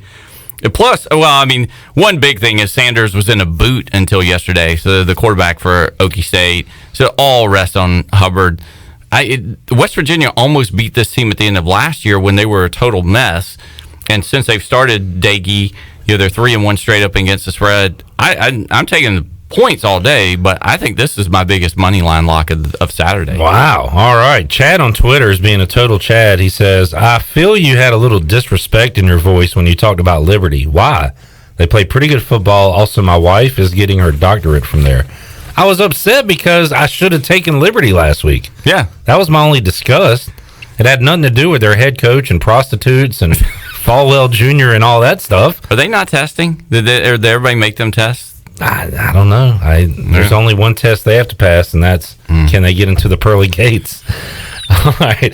UTEP at UL Monroe again. It's on TV, sounds like. So, a major TV game. You got to bet it. Up to ESPN2. That's right. I think it's a bounce back spot So for Monroe. You got to bet it. But, yeah. Well, I know how you people are. Yeah, I am. I look at the TV guide, see what's coming up, and that's how I make my picks. I love not watching. I love following the little helmets. I'll pull the screen down just enough, and I just see the helmets move, like the old electronic techno bowls. Yeah, that's what I love doing. I'll sit there with a laptop all day and watch the helmets move. You got anything on this? I think Monroe bounces back against UTEP. I mean, UTEP barely beat Abilene Christian. We made fun of that game last week, and you would have covered there. I live bet that game last week. Guess why? Because it was on TV or it was on ESPN3. I live bet either the under or Abilene, so I was sweating it out late. Did the Church of Christ kids cover for you? Is that who Abilene? Yeah, Abilene. Yeah, they did. Yeah. Pepperdine and Abilene. It was like 14-7 or something. It was 17-13. Okay, yeah. They struggle, so they got to go on a road now to whatever, and I don't think they're going to socially distance there, so there'll be a loud crowd. But Monroe's, I mean, they got caught. I liked them last week. That didn't work out, but they played Army, got a little physical beat up. I think they stepped way down in class. This is like a horse dropping from grade A to grade C, so I think they roll them. I don't know what that means. 4 o'clock, SEC Network, Georgia at Arkansas. Arkansas, as John Raffio would say on Parks and Rec, is the worst. Are they the worst? Is Arkansas the worst? Vandy, Arkansas, but I think Vandy's defense is going to be a little bit better. I mean, Arkansas is going to trot out Felipe Franks at quarterback and Miami? Florida. And who I think when he started, Georgia beat by 40. And Kendall Briles is their offensive coordinator. And they've got the old offensive line coach, Sam Pittman, or whatever his name, from Georgia. So it's a complete rebuild transition year. I don't like Georgia. betting on Georgia. I know they have a new quarterback, but I don't like betting on them either. I don't know what they got this year, but 26.5. I'm not touching that game either way. And I think again, because he coached with, I was looking who they think, he coached with Smart last year. So I think they'll shut it down, and then they play Auburn next week. Georgia does. So they'll shut it down the second half. So they may be plus the points then. First half bet, or maybe a second half, or a live bet, since you love doing that. Because Arkansas is going to keep their guys in there, keep working on it, the Briles offense. They'll score a few points late, you would think. Mm-hmm. But I remember thinking Arkansas State would do that against Georgia last year. It kind of feels like Georgia's going to go up 21-0 in the first quarter or first half, and then you just hope you can hang on if you have Arkansas. Yeah. I don't know. All right. Duke at Virginia, ACC Network, 4 o'clock. Wagers already up in arms about something? I don't even know if it gets played. I don't know. These two teams, Virginia can't play. It opened at 5.5, or opened at 9. Virginia, it's 5.5. I don't. By the way, I liked BC last week. I didn't take them. There you go, another gut call right there. I'll tell you my winners for this week next week. How about that? That's good. I like that. BC's playing your favorite Group of 5 Texas State this week. Well, here we are. I won a lot of games with Texas State on NCAA football. Chestnut Hill in beautiful Massachusetts. Mm-hmm. Memorial Stadium, or whatever it's called. Alumni, yeah. Big spread here. 18 is what I'm seeing. 58.5 total. BC's at North Carolina next week. I think there will be a little bit of a look ahead since they won that road game already. I'd be careful about this one because we know Texas State can score. I mean, they've scored 24, 48, 38 against SMU. So I think BC may be peeking ahead at North Carolina there a little bit. All right. We got to take a time out. Well, 25, not terrible. We'll take a time out. We'll come back. We'll run through the night slate as we have just hit 6 p.m. with our kickoff times wager for Saturday. So we'll run through the night slate. We still got to hit NFL. We got a lot to do.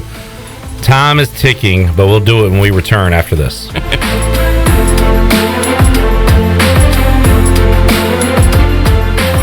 Medicare is not one size fits all, but which plan is right for you? Hi, I'm Denise Walker, and I'm a licensed insurance agent here in North Carolina. Whether you are turning 65, new to Medicare, or already have a plan, I can help you compare your Medicare options. I can help you find a plan offering low to no monthly premiums, prescription drug coverage, and a wide range of additional benefits like dental, hearing, vision, and more. Call me today at 434-531-5674 to get a no-cost, no-obligation Medicare benefits review. Get your ice cold Bud Light Seltzer here. Even though you can't go to the game, doesn't mean the game can't be brought to you now here. Just go to budlight.com/delivery. That's budlight.com/delivery. Give me 2 mangoes. Coming at you. It's a little short. Ow. Sorry. You know what? I'm just going to walk them over to you. Whenever there's a game to watch, there's a Bud Light there. Enjoy responsibly. Anheuser-Busch, Bud Light Beer, and Bud Light Seltzer, IRC Beer in Texas, St. Louis, Missouri. Here with Mike Mullis from Fixed NC. And Mike, you were telling me the other day, people ask you all the time, I didn't know you did that. What does that mean? You know, anything that involves property damage repair, call us first. If it's your crawl space, you've got interior humidity issues, a water loss, your ice maker line breaks, obviously fire and smoke, everybody knows we do those. But anything that involves interior or exterior property damage, we're your repair experts. Mike, how can everybody get in touch with you? 252-999-0001 or fixednc.com. My whole business just went up in flames, but my agent was there before the fire was out. We started a plan. I've got 25 employees who could be out of a job if we didn't get this place running again. My independent agent and auto owners insurance, they made sure we didn't skip a beat.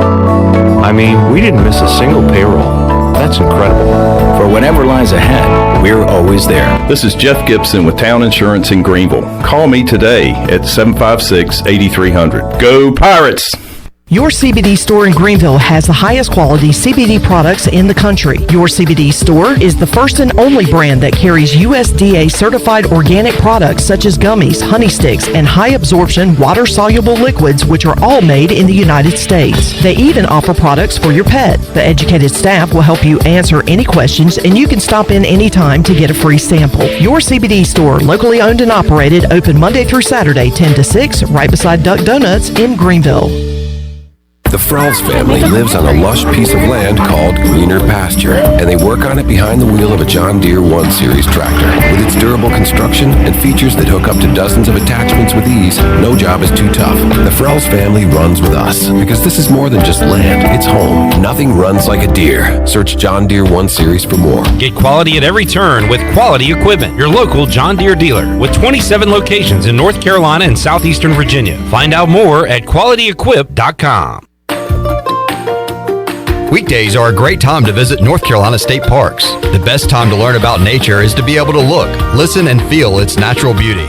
A visit to the North Carolina state parks is perfect for homeschoolers, scout groups, and teachers looking for a fun field trip during the week. You'll be amazed at all the natural wildlife you'll see when you experience the beauty of each North Carolina state park. Visit ncparks.gov to get all the information on the closest park near you.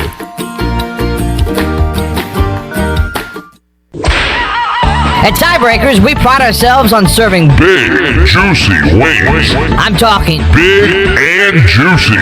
Our chickens are the same ones that kick sand in the other chickens' faces. If our chickens played football, they'd be linebackers. The competition's chickens, they'd be skinny little kickers. Trade those kickers in for linebackers. Tiebreakers is open every day at 11 a.m. Follow Tiebreakers on Facebook and Instagram for daily updates.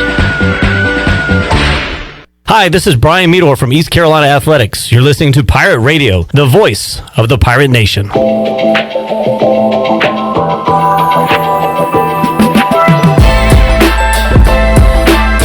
You're listening to Hour 2 of Pirate Radio Live. Now, back to the show. Welcome back. Got damage? Damage from wood rot? Fixed. Damage from smoke or fire? Fixed. Damage caused by water? Fixed. If you've got damage, use a contractor that works for you, not your insurance company. Visit fixednc.com today or call 999-0001. That's 3 9s, 3 zeros, and a 1. Fixed NC, restore, renew, maintain. Now let's head back into Pirate Radio Live. Here is your host, Clip Rock. All right, breaking down the college football slate, we'll hit the NFL games as well with Wager McGhee. When we last left you, we were at 6 o'clock on Saturday. South Florida, Florida Atlantic. So South Florida shut down, I guess, workouts today. I think as far as right now, the game's still on, but we're not going to discuss that one. Alabama at Missouri. What do you like here? Bama to roll? I like Bama to roll. I mean, you know, they kind of got, because the Tua getting hurt late in the season, Matt Jones, you know, got a full week of practice at Auburn and the Michigan Bowl game. Both games threw for like 320 yards. He still has a bunch of guys on the outside, and both tackles are NFL guys, and the running back is. They'll score as much as they want to. Missouri still got like 7 to 12 questionable guys for COVID. So I don't know if the SEC will cancel any games, but this is the one that's probably the most questionable of getting to kick off.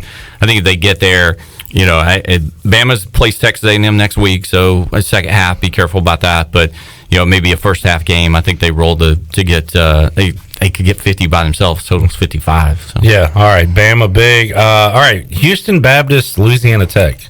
Potential 100-point game. This is it? This is an over? This is it. What's the line? I don't have a line. Well, it's the FBS, FCS, so we don't have it. So, but I think everybody's on to Houston Baptist and little, what is his name, Zappy? Bailey Zappy. 69 of 111, over 1,000 yards, 7 touchdowns in 2 games. I mean, he threw 50 times for 567 yards and 4 touchdowns versus Texas Tech. I mean, La Tech is good, but is their defense any better than Texas Tech? I don't know. Probably. And they had three receivers all with 100 yards, so he spreads it around. I mean, it's and against North Texas that first week, he threw for like 503 touchdowns. So I would say it's probably mid 70s. I mean, last week was 72 or 74, right? And people were like, that's high. If this total doesn't start with a 9, I think you still have value. I think it could get there. All right, over of the week right there, Houston Baptist, Louisiana Tech. Your over the week last week included SMU. They play Stephen F. Austin, 7 o'clock ESPN Plus, and just ride another SMU team total or something. Do you think they can? I would think I would need to look to see who they play after that. They got to start getting in the conference play after that. So it'd be a little bit careful. And they did lose a couple of guys and get beat up a little bit at North Texas. They got a showdown with Memphis next week. Yeah, I would be careful about this game. Then maybe play first half, but then they'll shut it down quicker than they did against North Texas and get Bouchel and the rest of the key guys out of there. Vandy at Texas A&M. You said this is another kind of first half deal because of a look ahead? I think so. I mean, Vandy's got all 11 starters back on defense, but a new offense coordinator, a transfer kid. I don't really remember, but he played JUCO after he went to Hawaii as their quarterback. But A&M's at Bama next week, and that's their entire season for them. So they'll be looking ahead to that. So I think they'll be efficient to start. You know, get up at 30, maybe about the number, because Vandy usually scraps and plays hard, especially with a pretty solid defense expected to be around. Anything on Florida State, Miami? Miami a double-digit favorite? I think Miami there, if anything. Florida State's now 9, 14, and 2 against the spread, and even just 10 and 15 straight up their last 25 ACC. They're a middle to middle of the pack ACC team. We saw what Georgia Tech did. Mike Norvell won't be there. Could be a good thing. Yeah, he's out for COVID, right? The Miami won by 17 last year, and they're at home. And what I saw from the Florida State offensive line, they're not any better. And I think Blackman has just lost all confidence, because why would you not?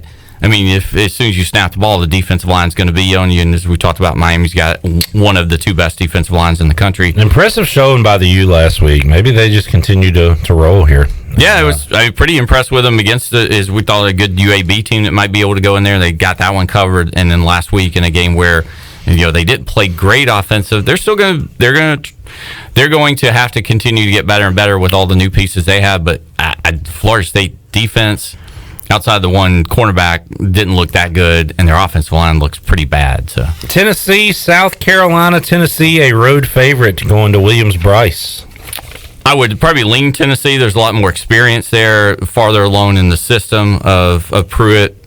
Everybody seems to be on that bandwagon, but I think this is the closest spread game in the SEC. And you like Baylor to roll Kansas Saturday night? I do. I mean, they beat them last year 61-6. So, I mean, you got a new head coach, offensive coordinator, and defensive coordinator for Baylor, but they've got 7 guys back on offense, including Brewer, the quarterback. Where they're going to struggle is defense. They've only got 2 defensive starters back. If they were playing Texas or Oklahoma or West Virginia even, I would be a little bit more concerned. But Kansas and what we saw with Coastal being able to, Baylor will run. They run that spread offense, and the quarterback, I think, like Coastal, runs a little bit. I don't know if they'll get 61 in their first game, but it's a really nice, soft, easy opening, I think, for Baylor there. NC State had played 48 straight noon kickoffs. Now they get back-to-back night games. That was a fake stat, but it seems like they play at noon a lot.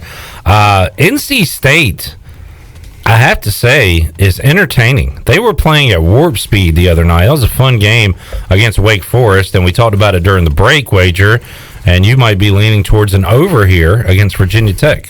Yeah, I mean, Virginia Tech's got a lot of experience back, 8 offense, 10 defensive. So you're saying NC State likes to play wide open. I didn't see that game last week. You know, Fuentes wants to. He's always wanted to. He started doing that last year, and Virginia Tech started to be a really solid over team.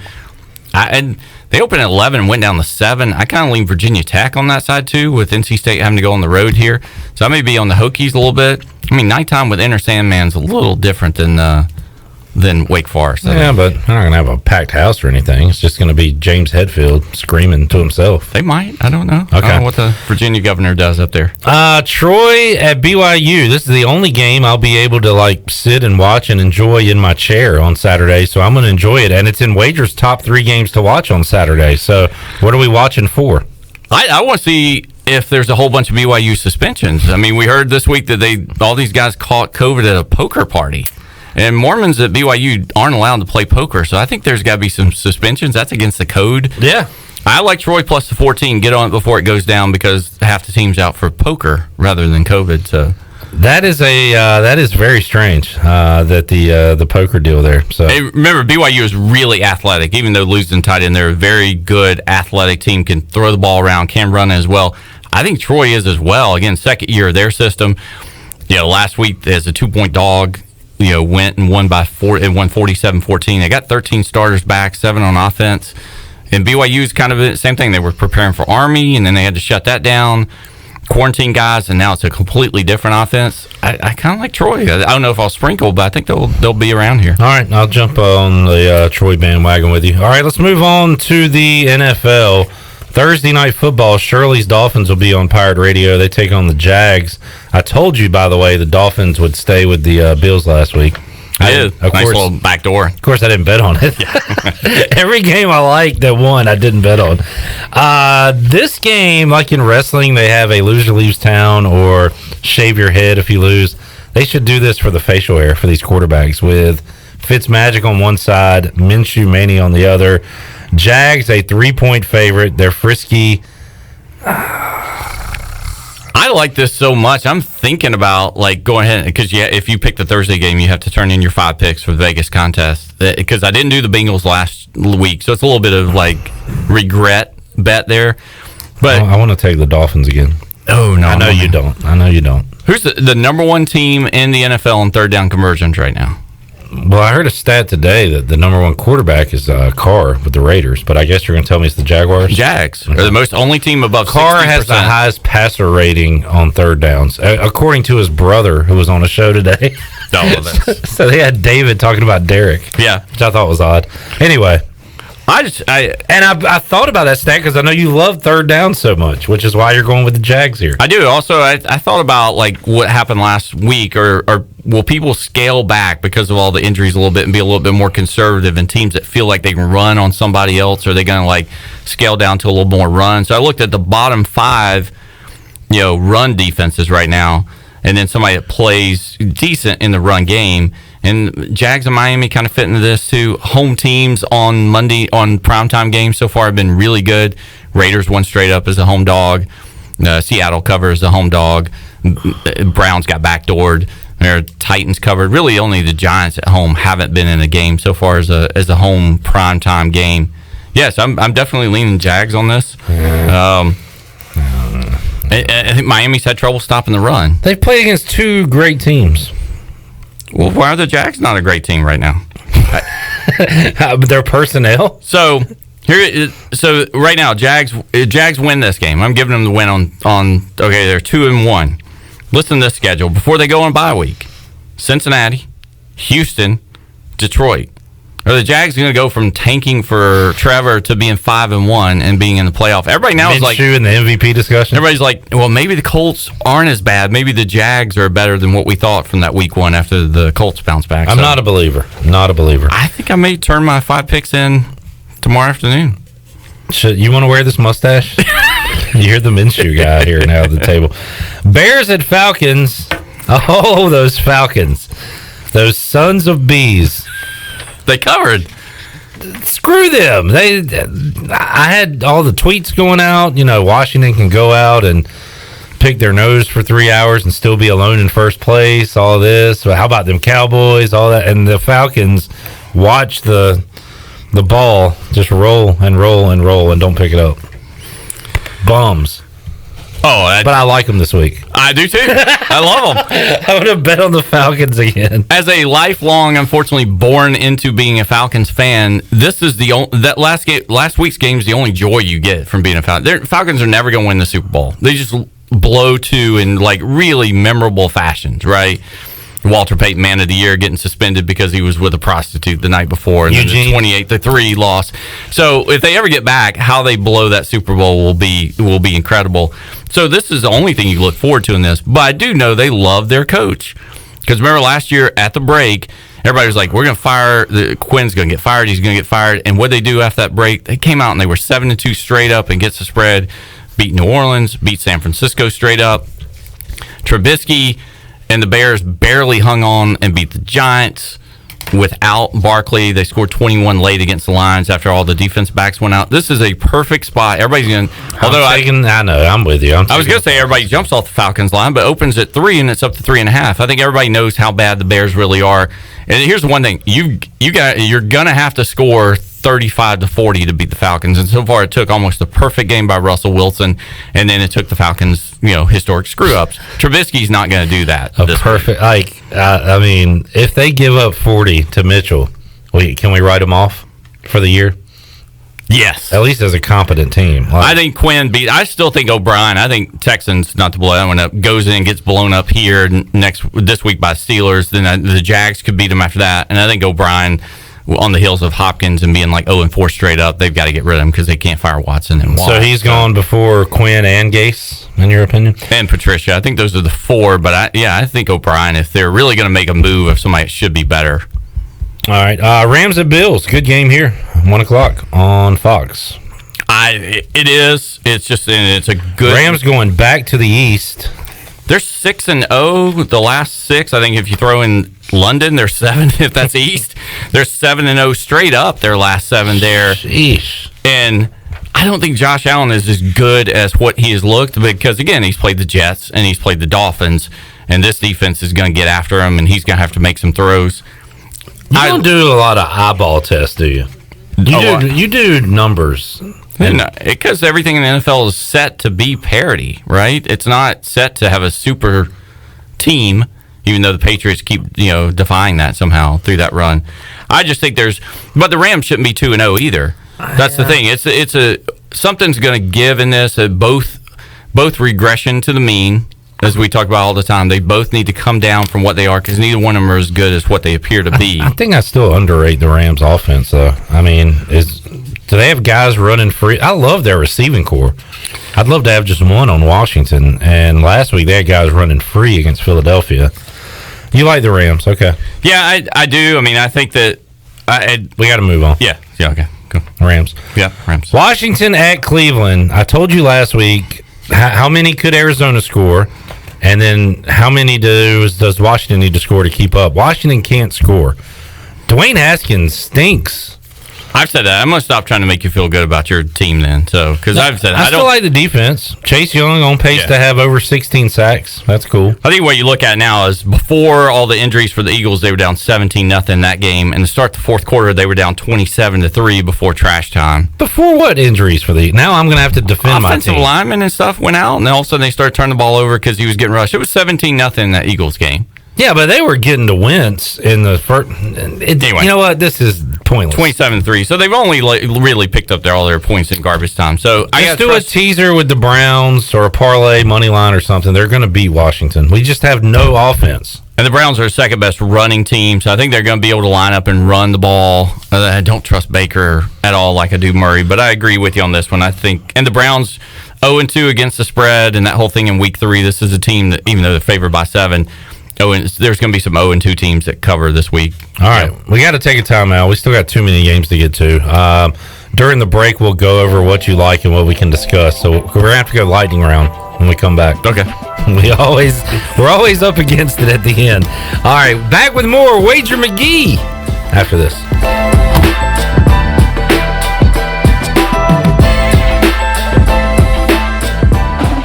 Hi, this is Billy Parker, and football is here. Tailgate at home with family and friends this season and let Parker's Barbecue do all the cooking. While tailgating at your house, let us provide all the food with our delicious chicken, barbecue, seafood, and sides. We can customize packages for any size group, big or small. Give us a call today and place your order. Parker's and football, a winning combination. Also shipping nationwide at parkersbbq.com. Parker's Barbecue is how friends and family come together. Hey Pirate Nation, this is Tom Brown from Brown & Wood Cadillac. We've been serving the Pirate Nation in Eastern North Carolina for 83 years. We have 4 brands, 3 generations, 2 showrooms, and 1 goal to make sure you leave a happy customer. This month at Brown & Wood, get an all-new 2020 Cadillac Escalade and save over $13,000 off. As always, Brown & Wood is the home of the lifetime warranty. We're located on Greenville Boulevard next to the Convention Center, or shop us online at brownandwoodauto.com. Ahoy, mateys! To keep those cars clean, you need the Pirates Cove Fast Pass. The new Pirates Cove Car Wash and Haviland Express Lube on Glen Burnie Road in New Bern is now open. Pirates Cove is now offering Fast Passes for $9.99 for new Fast Pass customers. These Fast Passes are good in New Bern and at all 3 Greenville locations. Visit us in Greenville on Fire Tower Road, Memorial Drive, and on East 10th Street. And now in New Bern on Glen Burnie Road. So we have you surrounded. Pirates Cove, the official car wash partner of ECU Athletics. Great news, amigos. Chico's Dine-In Service is back open every day. Come and enjoy favorites like shrimp tacos, steak and chicken fajitas, burritos, enchiladas, ACP, and more. Chico's is still offering to-go and curbside service as well by calling 757-1666. Don't forget to stock up on Chico's famous margarita mix for only $9.99 per half gallon. Follow Chico's on Facebook and Instagram for daily updates. For Mexican food and fun, it's got to be Chico's for dine-in or to-go. Let me tell you a thing or two about the people who don't compromise. For starters, they love a nice, cold Pepsi Zero Sugar. Why? Because it's delicious, it's refreshing, and it has zero sugar. How's that for not compromising? They're the sort of person that likes surf with their turf. Because who decided beef shouldn't have a buddy? And a drink with their feast? Yeah, they have a Pepsi Zero Sugar.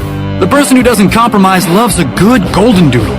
All the golden retriever goodness with just a hint of doodle. No compromises there. Oh, and when they're bringing said golden doodle for a walk, they bring a Pepsi Zero Sugar. They're the kind of person jorts were made for. 50% jeans, 50% shorts, 100% the most comfortable thing that's ever graced your wardrobe. Not compromising never looked so good. So crack open a Pepsi Zero Sugar and taste what it's like to have it all. Pepsi Zero Sugar. Zero sugar done right. That's what I like. Do you think you might have been exposed to COVID-19? Maybe you're planning to visit parents, family, or friends. Arc Point Labs of Greenville offers same-day COVID-19 results. No referral needed. Same-day results available. Arc Point Labs of Greenville offers easy solutions to COVID-19 testing. Arc Point Labs of Greenville is located across from Vidant Hospital on Executive Circle behind Southern Bank. Call for an appointment or walk in. Arc Point Labs of Greenville, 215-5688 or arcpointlabs.com. Hey, this is Chef David Finelli from Pop's Old Fashioned Cheeseburgers. Today I'm going to tell you about our family meal deals for 4 hungry adults. We offer Finelli's Cafe lasagna, chicken parmesan, eggplant parmesan, spaghetti and meatballs, our hamburger steak and gravy with mashed potatoes, pork chops. If you'd like to order, please go to our Pop's Old Fashioned Cheeseburgers Facebook page or our website. Choose your meal, order online, pay online, roll up, and we'll get it right out to your car. Thank you from the Pops crew. Pirate Radio.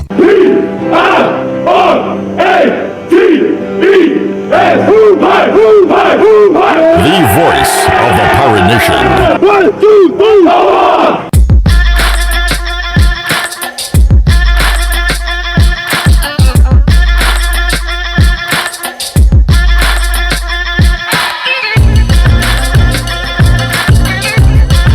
You're listening to Hour 2 of Pirate Radio Live. Now, back to the show. Welcome back. Eat healthy at Clean Eats. Sign up for a meal plan at cleaneats.com or stop in to eat at the cafe or grab a meal to go. Clean Eats is located on Red Banks Road in Greenville, and you can go online at cleaneats.com. Now let's head back in to Pirate Radio Live. Here's your host, Clip Rock. All right, let's see if we can get through these games with Wager McGhee. We got 6 minutes. We got to do it fast. Kirk Cousins stinks. Vikings, just give him back to Washington, and we'll see what happens the rest of the year. Titans are a 2.5-point favorite at Minnesota. I like the Titans in it, even though seems like a spot where Vikings should bounce back. But nobody's run less offensive plays in the NFL than the Vikings. I don't know if that necessarily means something. Tennessee's 6 or 7 in the red zone, really effective. Their balance, I think, is going to really give the Vikings trouble. Raiders are 2-0. Cam Newton's really good. Anything on Raiders Patriots? I don't. Probably not enough to love it. I mean, in a regular year, a West Coast team off a big Monday night win as a dog going east versus the Patriots off a loss as less than a touchdown favorite. I know exactly what you just said. It was a lot of words, but it makes total sense. It's probably got to be 100-0 against the spread, yeah, right. Although the Patriots haven't lost that many games. Everything about this says that bet your house on the Patriots, but it's just not a regular year. Niners at Giants, won't be watching that game. Wow, I don't even know who. I mean, that's... You got anything? No. Okay, we can move on. Injuries is all you got to say on that, yeah. Bengals at Eagles. Beagles. If the Eagles' offensive line is healthy, don't they really finally have to win a game by more than 7? We love Burrow and we love that offense, but the Philly defensive line is going to get to him. Yeah, but it's probably one I'll pass on. Texans Steelers. I love Pittsburgh. I just think Houston's not very good. Fuller's hamstring. They've been beat up. I mean, they got no offense. Houston's got Watson, but they got no offense. I love Pitt. Colts are a big favorite against the Jets. Adam Gase said today if they just execute the plays that are called, they'll be all right. Give me the Colts minus 38. I mean, if the Jets receivers are there, I like the 10.5, I think, but I don't know if I'm going to be able to get to the window on that one. Laying that many points with Phillip Rivers is always dicey. Yeah. Panthers at Chargers. It seems like Hebert is going to start. Are you calling him Hebert? Yeah, Hebert. Is it Bobby's nephew? Yeah, Bobby Herbert. Yeah, that's my Southern, it's a Louisiana accent. This is one where, the Chargers, what are they? Top 5 run offense. They're just going to be a lineup. If the short, whatever his name is, the defensive tackle for Panthers isn't playing, Chargers will just be a lineup and run the ball against them. And Herbert looked really good last week. So, Bucks at Broncos. I think Tampa Bay is going to be set last week and liked them last week. I think this is the team with Brady, Evans, and Godwin are both going to play. They're just going to get better and better every single week. And Denver, you may see they're down to Jeff Driscoll, Blake Bortles with no Sutton and who knows running backs. Denver's a great home dog, and as bad as they've looked, they're 2-0 against the spread. I think this is where one cracks. I think Tampa wins this one pretty comfortably, but Cardinals are so much fun. Wait for the lines to get down. First team in NFL history to lose 4 games in a row in which they had a double-digit lead. There's my stat of the day.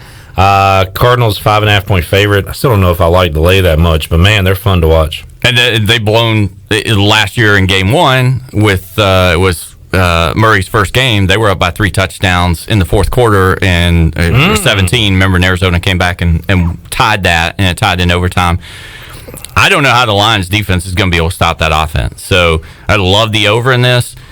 I shouldn't be as afraid about Arizona as I am because the run game with Murray and what he does, what I've seen now, the Lions give up in one quarter against Trubisky, and in the second half last week, Arizona should be able to go for 35+ in this. Russell Wilson is unbelievable. I can't believe also that the Cowboys are 1-1 and not 0-2.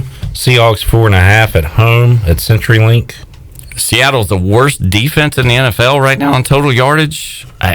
As much as I hate it. They played the Falcons, and then, Cam was able to throw 2 good offenses. That's what I'm saying. And if people were questioning if Cam could throw, I guess we'll see after this. If not, I think I like Dallas plus the points in this. The visitor in a Seattle game, even though New England didn't get it done on the goal line last week. Dallas is another one of those 0-2 against the spread on the road. Oh, I know. I've bet on them both weeks. Yep. And if you take it more than that, so week 3 of NFL teams when 0-2 against the spread team goes on the road, last 4 years, they're 15-4 against the spread. All right. On the road, last year it was 6-1 against the spread. You got to trust some bad teams, but I think Tennessee falls in that because they're 0-2 against the spread, and Dallas falls into that. Catching more points against a bad defense than they probably should, but I get it. You like the Packers on the road against the Saints? Love the Packers. I think wrong team's favored there, no New Orleans, but that's off a Monday. That stat I showed that Drew Brees has thrown the ball 68 times. Only 2 of those have gone farther than 10 yards for completion. Even if Thomas is playing, I think he's lost the arm strength. And Rodgers, this is, again, Rodgers is showing what he still is capable of every single week. It opened 4. Look ahead line was 6.5, which I thought was stupid. It was 4, 3.5. It's down to 3. Grab it now if you just want points, because it may go down to 2.5 or 2 by kickoff. Monday night's going to be a lot of fun. Chiefs at Ravens. You say take the over and enjoy it? I kind of like Baltimore, even though it's 3.5. You liked them last week. Yeah, I did include that one in my pick. So I'm saying you liked Baltimore in this game when we talked about it last week. Yeah, I did. I mean, Kansas City really struggled to run the ball, so I think that's a little bit more showing me in week 1 how bad Houston's defense is and run defense than the Chiefs' run offense is great. They had some injuries as well. If they've got a couple of key injuries there. Baltimore's going to score. Last year was 33-28. Kansas City, Baltimore backdoored it. I was a little bit surprised to begin with that the Baltimore's going to be 3 and 3.5, but as more you look at it, I think it's justified. Makes a little sense. But yeah, I'd say over in this one. There's 4 or 5 games that are going to be just high scoring. I think Cardinals Lions 54.5, Jags Dolphins on Thursday. I think these Thursday night games both have gone over so far. Green Bay New Orleans, maybe. I worry about New Orleans being able to keep up. Kansas City, Baltimore, even the Dallas Seattle. There's so many 50s out there. So. All right, let's do a better job of communicating on game day so we can get your picks out there to the public. Part of that's on me. Some of it's on you. Yeah, I was playing golf last week. So. Shirley, take us to break. As we go to break, some news for Panthers fan Chandler and for you gamblers. Panthers coach Matt Rule went with a shield to start Sunday's game instead of a mask because the mask kept fogging up his sunglasses. He has to wear the sunglasses because of an ongoing eye issue. He explained the decision to go with the mask in the second half was because it was windy and the shield blew off. Quote, I was glad I was not fined, end quote. Okay. That is, I think we all need to know that. Yeah. NASCAR? Do we got time to squeeze that in? You really didn't like my Rules Shield update. I like it. Las Vegas. Are you sure it's Saturday night? I think Saturday night, 7 o'clock. You think it's Saturday night? I'm pretty sure Eastern, so it's going to be 4, I know it's out night, west. But it's never going to get that dark out there because this race will be a quick race. So who are you taking, Kyle Busch? No, I think the 4 and the 22 all day. So 22's been pretty dominant out there, but the 4's on the pole, and they seem to want him to advance and get the Phoenix. So, Logano, 22, Harvick's the 4. Sunday, 7 o'clock. Sunday night? Yes. Why don't you trust me? Everything I say, you just bypass it. I don't know. These Saturday night races have been fun. So I was still thinking about Bristol. Last night race of the season, wager. You Sunday afternoon. Talladega Day and then the Charlotte Roval. There you go. Hey, we could go 7%. That's capacity, right. Probably. We could be the 7%ers in there. All right. Thanks, Wager. Enjoyed it as always, man. Thanks, Cliff. Good luck this weekend. You too. We will take a timeout, come back. Bryce Williams in the house. We'll talk to the voice, Jeff Charles. We'll open up the booty bag. Big Hour 3 on the way after this.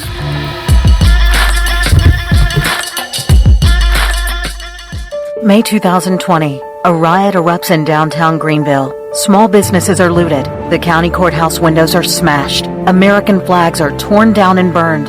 Liberal State House candidate Brian Farkas refused to condemn the violence. Instead, Farkas attacked our police by calling for a radical statewide oversight committee that would bypass our local elected sheriff and district attorney.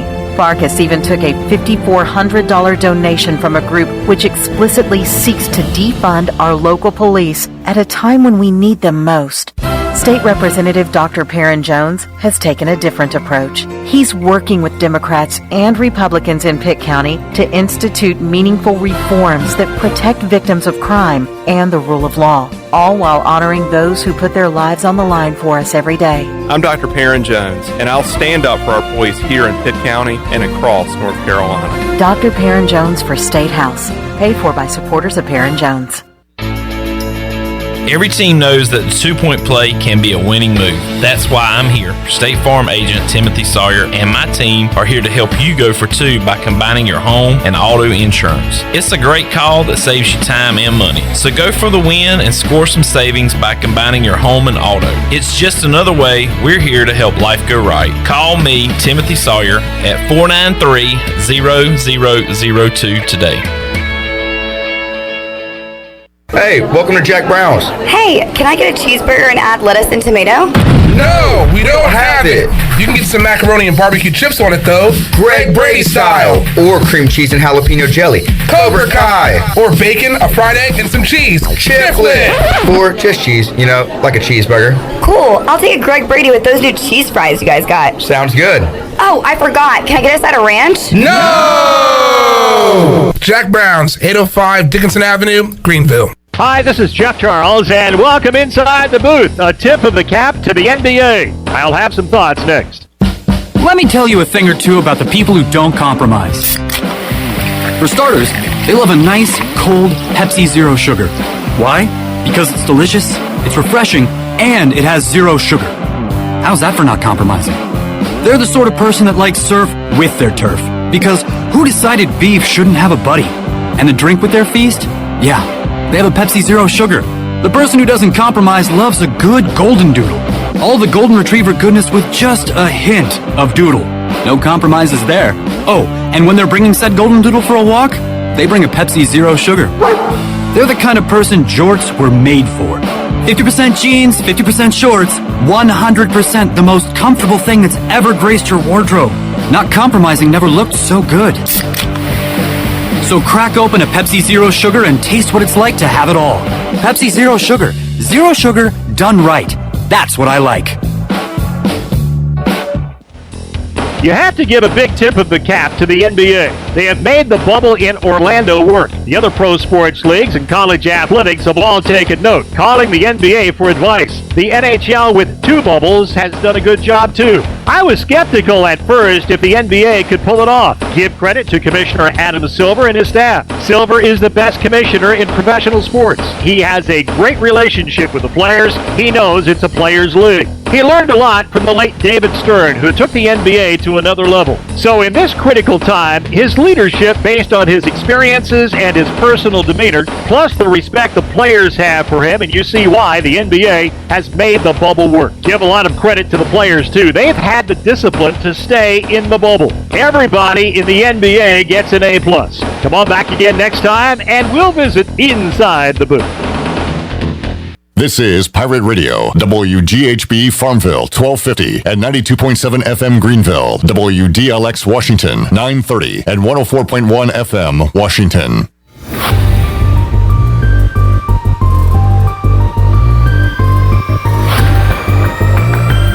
You're listening to Hour 3 of Pirate Radio Live. This hour of PRL is brought to you by the Auto Store Group. Pirate owned and operated for over 38 years. Shop their entire inventory today at theautostoregroup.com. Now back to the show. Welcome back, and if you're in the market for quality used vehicles, then the Auto Store Group is for you. The Auto Store Group has 3 locations and over 150 quality used vehicles to choose from for all budgets.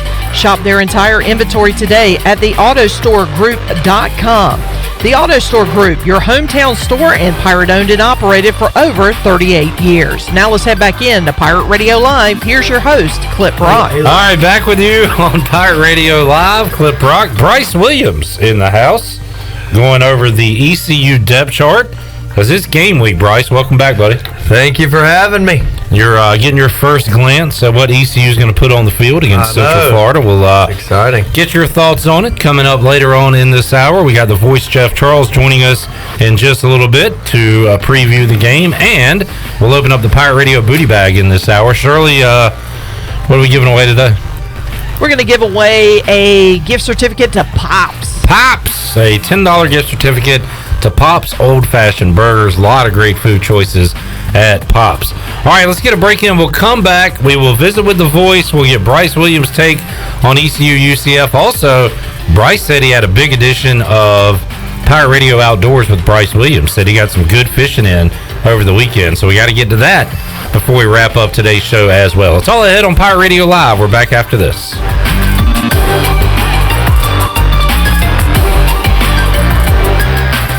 Medicare is not one size fits all, but which plan is right for you? Hi, I'm Denise Walker, and I'm a licensed insurance agent here in North Carolina. Whether you are turning 65, new to Medicare, or already have a plan, I can help you compare your Medicare options. I can help you find a plan offering low to no monthly premiums, prescription drug coverage, and a wide range of additional benefits like dental, hearing, vision, and more. Call me today at 434-531-5674 to get a no-cost, no-obligation Medicare benefits review. Hello, Pirate Nation. This is Representative John Bell, the Majority Leader of the North Carolina House, and it has been an honor serving the people of Eastern North Carolina the last 8 years. I've had the privilege of working with your local representatives, Dr. Perrin Jones and Chris Humphrey, as they delivered hundreds of millions of dollars in COVID relief funding to our small businesses, healthcare providers, and families right here in Pitt County. Unfortunately, their opponents are funded by radical liberal out-of-state donors that want to destroy our agriculture heritage, defund the police, and silence your voice by buying this election. This is not North Carolina. We cannot and will not let this happen. Dr. Perrin Jones and Chris Humphrey are focused on solutions, not revolutions. They will make sure your voice is heard and represent our Eastern North Carolina values. So Pirate Nation, the choice is clear. On November 3rd, please support and vote for Dr. Perrin Jones and Chris Humphrey for the North Carolina House. Strong voices for Eastern North Carolina. Paid for by the John Bell Committee.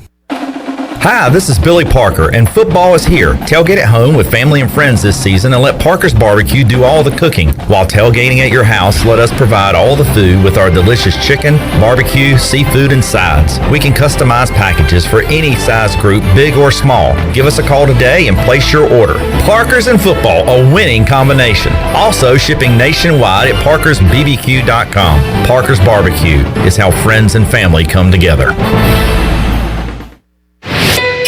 Let's turn a trip to the branch into a tap on your phone. Let's hit pause on a lost debit card without hitting pause on life. That's how First National Bank is redefining convenience with a top-rated mobile app that puts more security and control at your fingertips and friendly people to help you succeed right by your side. Let's get started at fnb-online.com or your local First National Bank. FNB member FDIC. Hello, this is Michael McGraw from Orthopedics East and Sports Medicine Center of Greenville. We offer a variety of services including arthroscopic surgery, sports medicine, carpal tunnel and general orthopedics, fracture care, total joint replacement, physical therapy, and on-site MRIs. For experienced professional medical care, visit our office on W.H. Smith Boulevard in Greenville and online at orthoeast.com. Orthopedics East providing services to ECU and Pitt County athletics for over 35 years. Go Pirates! With rates being historically low, now is the best time to buy or refinance your home. This is Talbot Green with Angel Oak Home Loans. Now is the time to take advantage of the opportunity to buy more home or refinance your current mortgage. The combination of our local team's experience and Angel Oak's wide offerings of products from standard conventional, government, and portfolio loans has something for most financial situations. For more information, call Talbot Green, Joanne Weir, or Wanda Hager at 751-2060. NMLS 1719250 and 685-842. Equal housing lender. This is John Gavigan with the Gavigan Agency. Our top priority is doing what is best for our members. Whether you are buying a new vehicle, a new home, protecting your family with life insurance, or filing a claim, our agency will be there every step of the way. Our goal is to become a trusted advisor for you and your family for all of your personal and commercial insurance needs. Give us a call in Greenville at 756-1400 for a car, home, business, or life insurance quote today, and give us the opportunity to show you the benefits of doing business with someone who cares. Pirate Radio. It's great to be on. This is an honor. You know, Pirate Radio is kind of a cult following around North Carolina, so I'm excited. The voice of the Pirate Nation.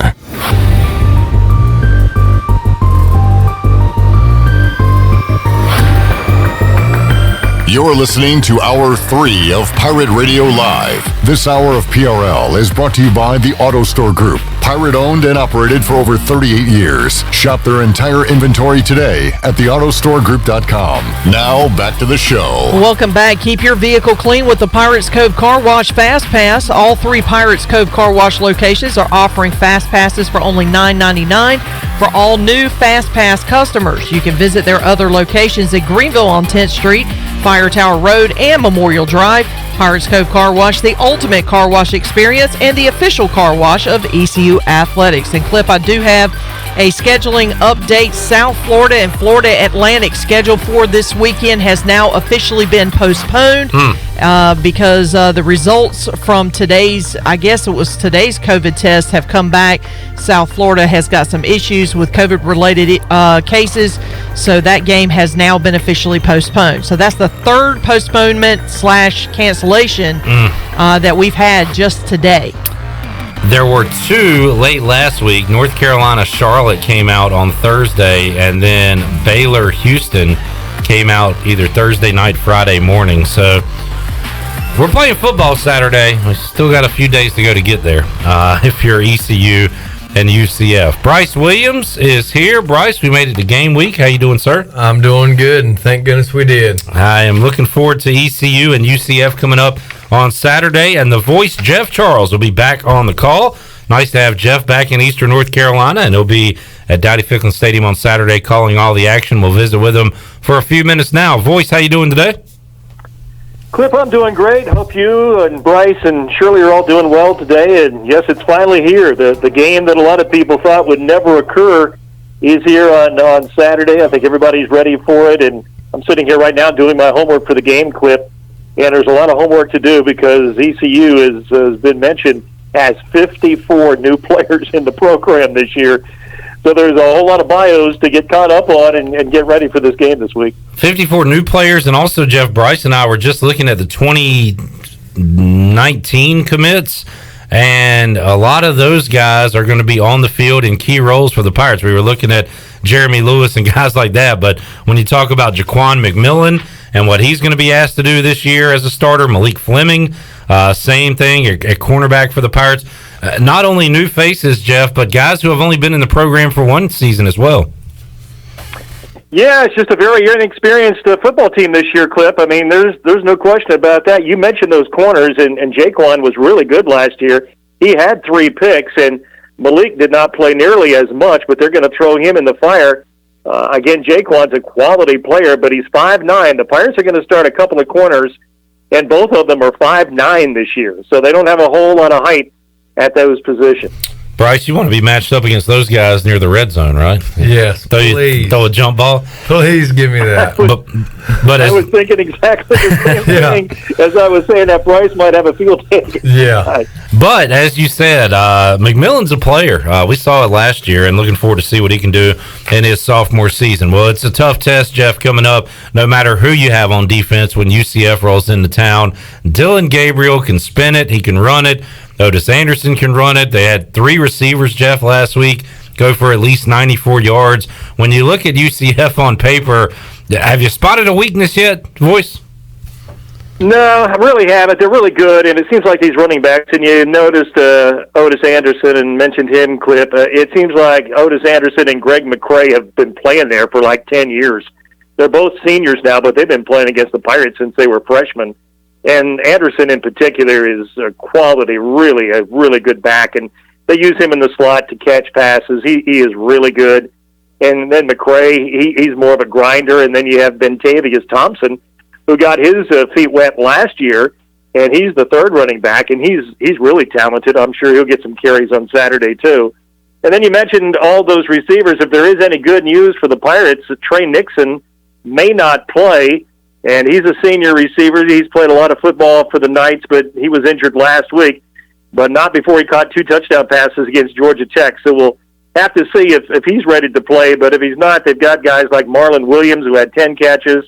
Jacob Harris is a quality receiver, and he's 6'5". And then Jalen Robinson played for Lincoln Riley at Oklahoma, and he's one of their outstanding receivers. Their offensive line is good.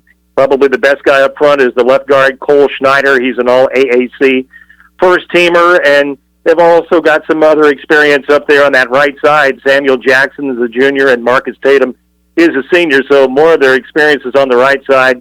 And their tight end is really good, too. He's a transfer from Wisconsin, Jake Hescock. And so they're really loaded, Clip, on the offensive side of the ball, obviously, and we saw what they did to Georgia Tech. Jeff, you said you were preparing, and you got to do your prep work for the team you always call, and that's ECU. It looks like we're going to have a lot of defensive linemen rotating in and out. That was not really the case last year, as you had 4 guys start the entire season, and just about, as you know, Jeff, play every snap of every game. That's not going to be the case this year. You're going to see a lot of guys rotating in and out. Anybody you're excited about on the defensive line for ECU heading into 2020? Well, I think I'm kind of interested in seeing Chris Willis play, Cliff. He's the defensive end, and he's transferring here from Appalachian State. He's a graduate transfer. Played a lot for the Mountaineers, so I'm interested to watch him play on Saturday. And then a young player in the program, a true freshman's on the 2 deep, as you know, Xavier McIver, and he's got the size. He's 310 pounds. He'll play inside, and I would expect him to play quite a bit. But, you know, there's not much experience. Jose Haji Badri played some last year. D'Angelo McKinney, he's been in and out. They used him at tight end. Now he's back on defense again. But as you know, the Pirates recruited a whole lot of defensive linemen. Yeah. And so I think the theory was, let's get a bunch of bodies in here and see if we've got, you know, half a dozen of them that'll stick and we can get some good playing time out of them. So they've had a lot of competition for those defensive line spots this year. It's a position group I really like for, say, 2022 and potentially 2021. It's going to take some time to grow, but I do think they've stockpiled some talent and certainly a lot of bodies on that defensive line. Things look a little grim when UCF has the ball, but maybe the bright side, Jeff, is when the Pirates have the football. We expect them to move the ball, score a lot of points. UCF did force 5 turnovers in the game against Georgia Tech, so they can play some defense too. But, Jeff, when you look at the depth chart, not as many names to learn this year. You know a lot of those guys on the offense. Yeah, no doubt about that, Cliff. And I think the Pirates are going to score points this year. My question going into the season is East Carolina's defense going to be able to stop anybody? But I think they're going to be able to score. And we're excited about Holton Ahlers beginning his junior season. Now, Holton's going to have to do a good job of controlling the game on Saturday and not throw picks and not get the ball turned over. So he's going to be a big key like he always is. But, you know, when you look at depth on this football team, Cliff, they've really got 6 running backs who are probably going to play this year. And really can't have too many of them with guys getting hurt and with this COVID situation. And they've got 6 of them going into this first game, and really excited to see the new guys like Chase Hayden and Raji Harris and Keaton Mitchell. Those guys are all going to get some action, I would think, on Saturday, so it'll be fun to see some new guys out there. And then, of course, the receivers are really good from last year. Tyler Snead had 66 catches, and C.J. Johnson was a freshman All-American. We know how steady and how good Blake Prohl is, so they should be able to throw it and catch it this year. I hope the running game is better than it was last year, but as we all know, it starts up front. And again, the Pirates have some questions up there, even though Deontay Smith will start at left tackle. He's the veteran. He's the leader up front, but they've got some other guys who have played some, and they're going to have to really come on this year and have a bigger role up front for the Pirates. Jeff, I don't know how much you pay attention to the Vegas lines and the spreads of these games, but, you know, ECU, a pretty hefty underdog, but the total, the over-under, is sitting in the high 70s. So there's a chance that you're going to do a whole lot of talking and a lot of fast-paced football is going to be played coming up on Saturday. Well, that's usually the case when ECU and UCF play. I'm almost taken aback when the game starts because they snap the ball 5 to 7 seconds. It's just amazing. It's like fast break. I think what Steve Logan used to call it grass basketball, and that's kind of like what it is. They just do not mess around, and they get right back to the line of scrimmage, and that's what really concerns me about this game with new defensive coordinator, a lot of new guys on defense, knowing their assignments, getting lined up properly. This is really not the game that you want to go into with some inexperienced guys with the pace that they run this offense. And it's fun to watch if you're not on the defensive side of the ball because they just get up to the line of scrimmage and they throw the ball, they run the ball effectively, and next thing you know, they're right back up there doing it again. So I always joke with Kevin Monroe, my broadcast partner, say, Kevin, this is the game. You know going into it, you're not going to be able to talk very much. Our audience is not going to be hearing a lot from Kevin Monroe because there's no time to analyze what's going on. Especially on those first drives. It's warp speed, and you're right about that. Not a lot of words from K-Mo, but he'll get in some insight when he can, as Jeff Charles and Kevin Monroe will be on the call coming up this weekend on the Pirates IMG Sports Network. We'll visit with the voice bright and early in the 8 o'clock hour on the Bud Light pregame tailgate. So, Jeff, looking forward to talking with you then. We'll talk more about this game and break it down on Saturday with you. Sounds great. I'll have a good interview, too, with Gary Harris on Saturday, Clip. He is a longtime analyst for UCF. Gary was a tight end at Florida State. He played in the NFL for 8 years. He knows everything about the Knights. So we'll visit with him on the show on Saturday, and I look forward to joining you. Sounds great. Thank you, Jeff, for joining us today. Appreciate it. Okay, guys. All right, there is the voice, Jeff Charles, joining us on the Fixed NC Live line. Bryce, you were a part of some warp speed offenses here at ECU. Lincoln liked to go pretty fast. How much did you enjoy that as opposed to maybe playing a more ball control offense? I enjoyed it a lot. Of course, we practiced that every day, and obviously condition was a big part of that, and the success we had being able to do that. Obviously you saw, how many games we went during that one season with scoring on the opening drive. Oh, man. Look, Shirley and I do the pregame, so we're here till the kickoff, till the game starts. Yeah.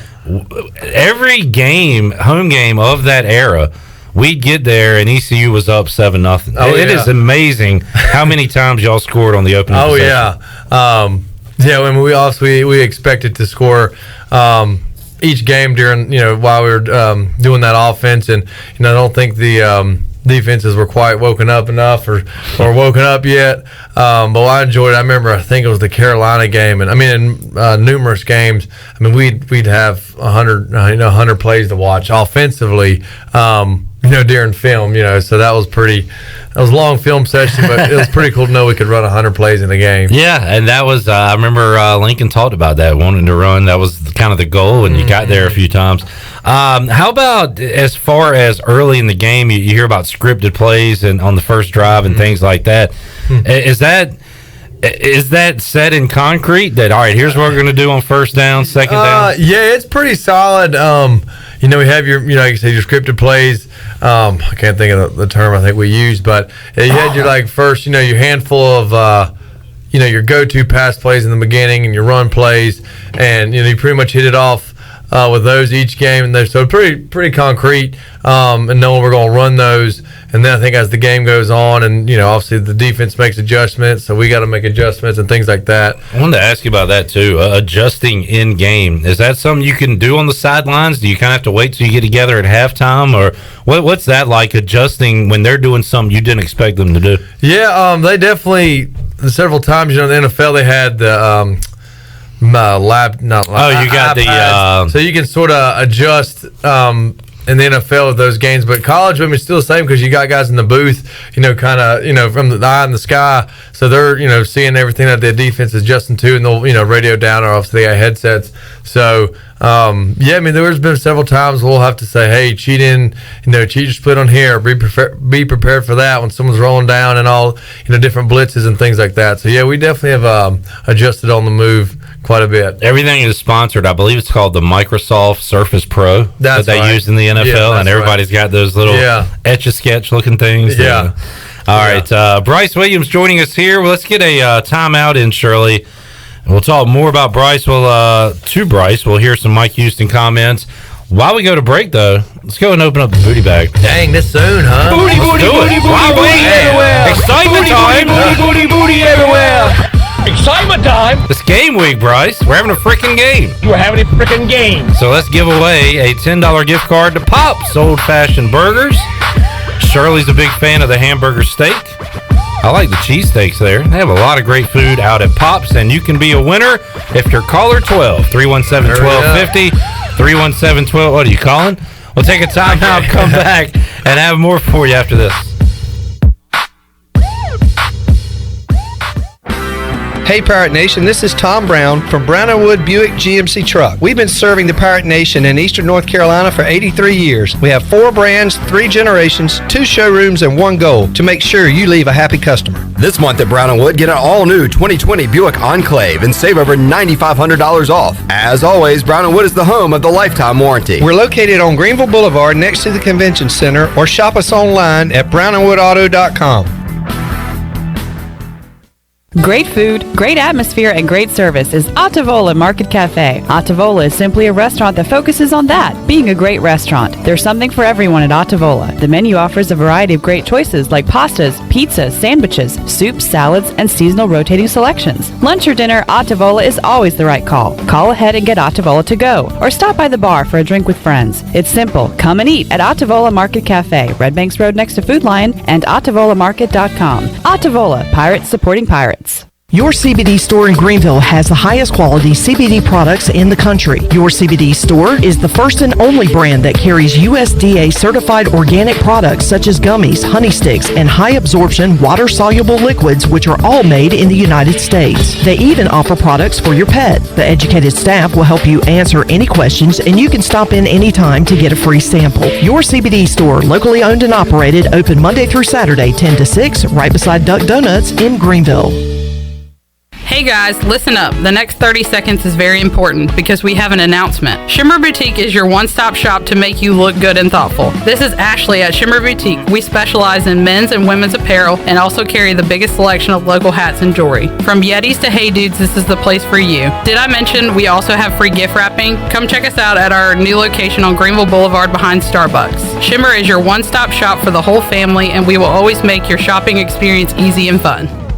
Your power's out. There's a water leak. What do? For these and other utility-related emergencies, you need service, and you want it fast. There are two things you can do to get the quickest response if you're a GUC customer. First, you can call the hotline at 1-855-767-2482 and report any utility-related emergency. That number is also on GUC.com. Or second, you can give GUC your phone number. The hotline process is quickest when their account records have your current phone number. Service you can count on. Greenville Utilities.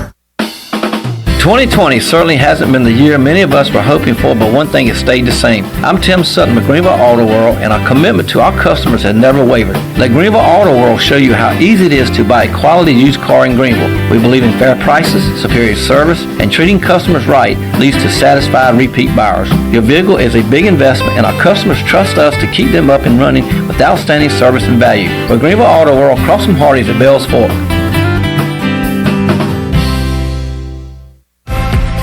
Let us help you get back to business. This is Donald Stocks and Justin Judge of PIP of Eastern North Carolina. We're ready to assist your business with branded PPE. Would you like face masks with your logo? We can do that. Plus custom social distancing signage. Now is the time to ramp up your marketing efforts. Whether it's cutting edge, contactless, touchless marketing, or traditional direct mail, we can do it all. We are PIP of Eastern North Carolina. When you don't have time to go to lunch, let Jimmy John's deliver lunch to you. With Jimmy John's, we can get a freaky fresh sandwich to you freaky fast. Click to order at jimmyjohns.com. Dinner's great. It's one of your top 3 favorite meals. You just don't want to have to make it. Well, with Jimmy John's, you don't have to. Whether you live in a sandwich delivery zone or head into the store, you can always get a freaky fresh sandwich. Click to order at jimmyjohns.com. Pirate Radio 1250 and 930. And you write that down, because when you're at East Carolina, you go for it every time. Or you don't coach at East Carolina, you don't come to East Carolina, you don't play at East Carolina with a weak heart. Write it! The voice of the Pirate Nation.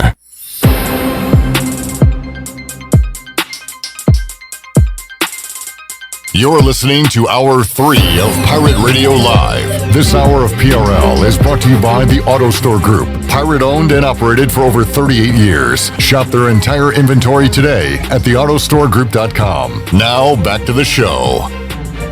Welcome back. Live well, move more, and hurt less with Kinetic Physical Therapy. If you're recovering from an injury, getting back into sports, dealing with everyday pain or fatigue, the Kinetic Physical Therapy can help you get back on track and live well. Kinetic has national certified therapists for physical, occupational, speech, and massage therapy, all in a state-of-the-art facility on Arlington Boulevard in Greenville. Visit kineticptgreenville.com for more information. And congratulations to Jeff Dover of Greenville, who picked up the gift certificate from Pops.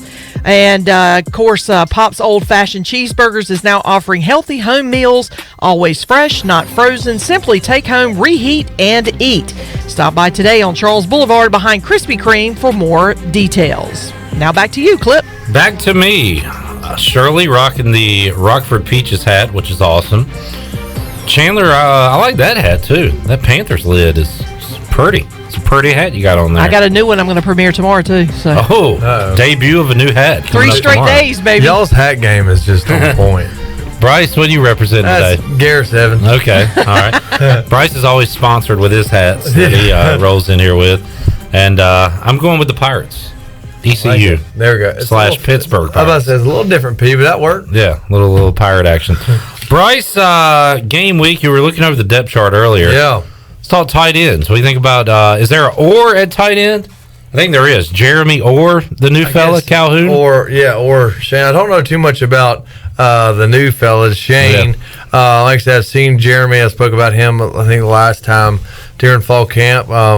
So it's pretty cool to see him, earn that starting spot as a sophomore, and really excited to see what he can do this year. And I guess they're going to utilize him as a block, and he's a Y, so obviously a Y. See, I was blocking this. Obviously, the easy part is catching and running around. The tough part's blocking? The tough part's blocking.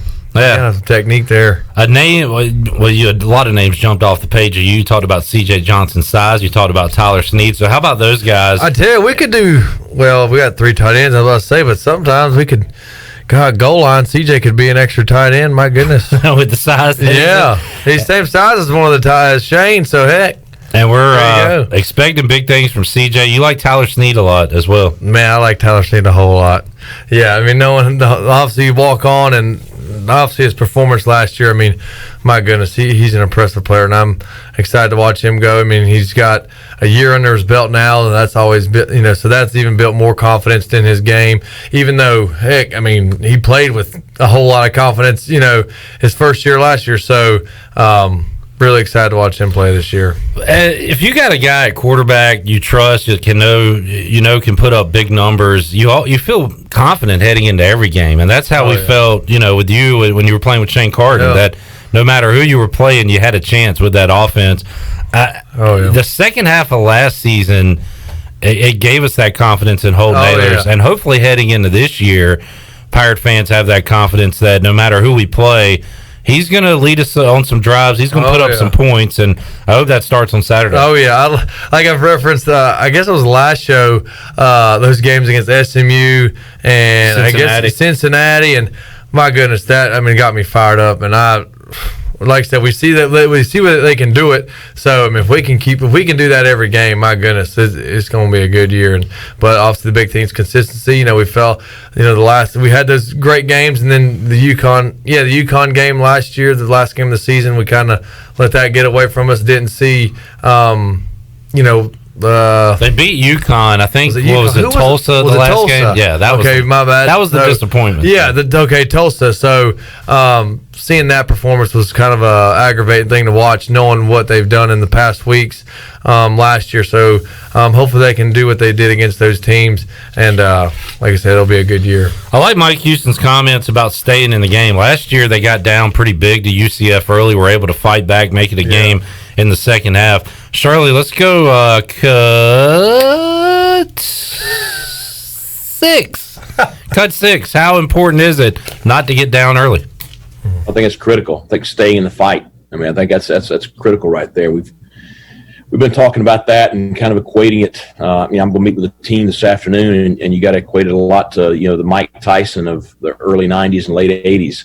He knocked out so many opponents so early in the match, and it was really to Buster Douglas, took him, into the latter rounds that he finally lost. And it's kind of that mentality, we've got to go out and we've got to compete and go at them, from the get-go, and, not get behind like we did last year and what you've seen so much. I thought Georgia Tech did a decent job with that last week.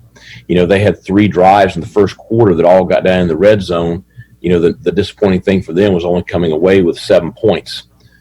So I think if we can get a fast start offensively, and just keep a really competitive game, I think that'll help our kids' confidence.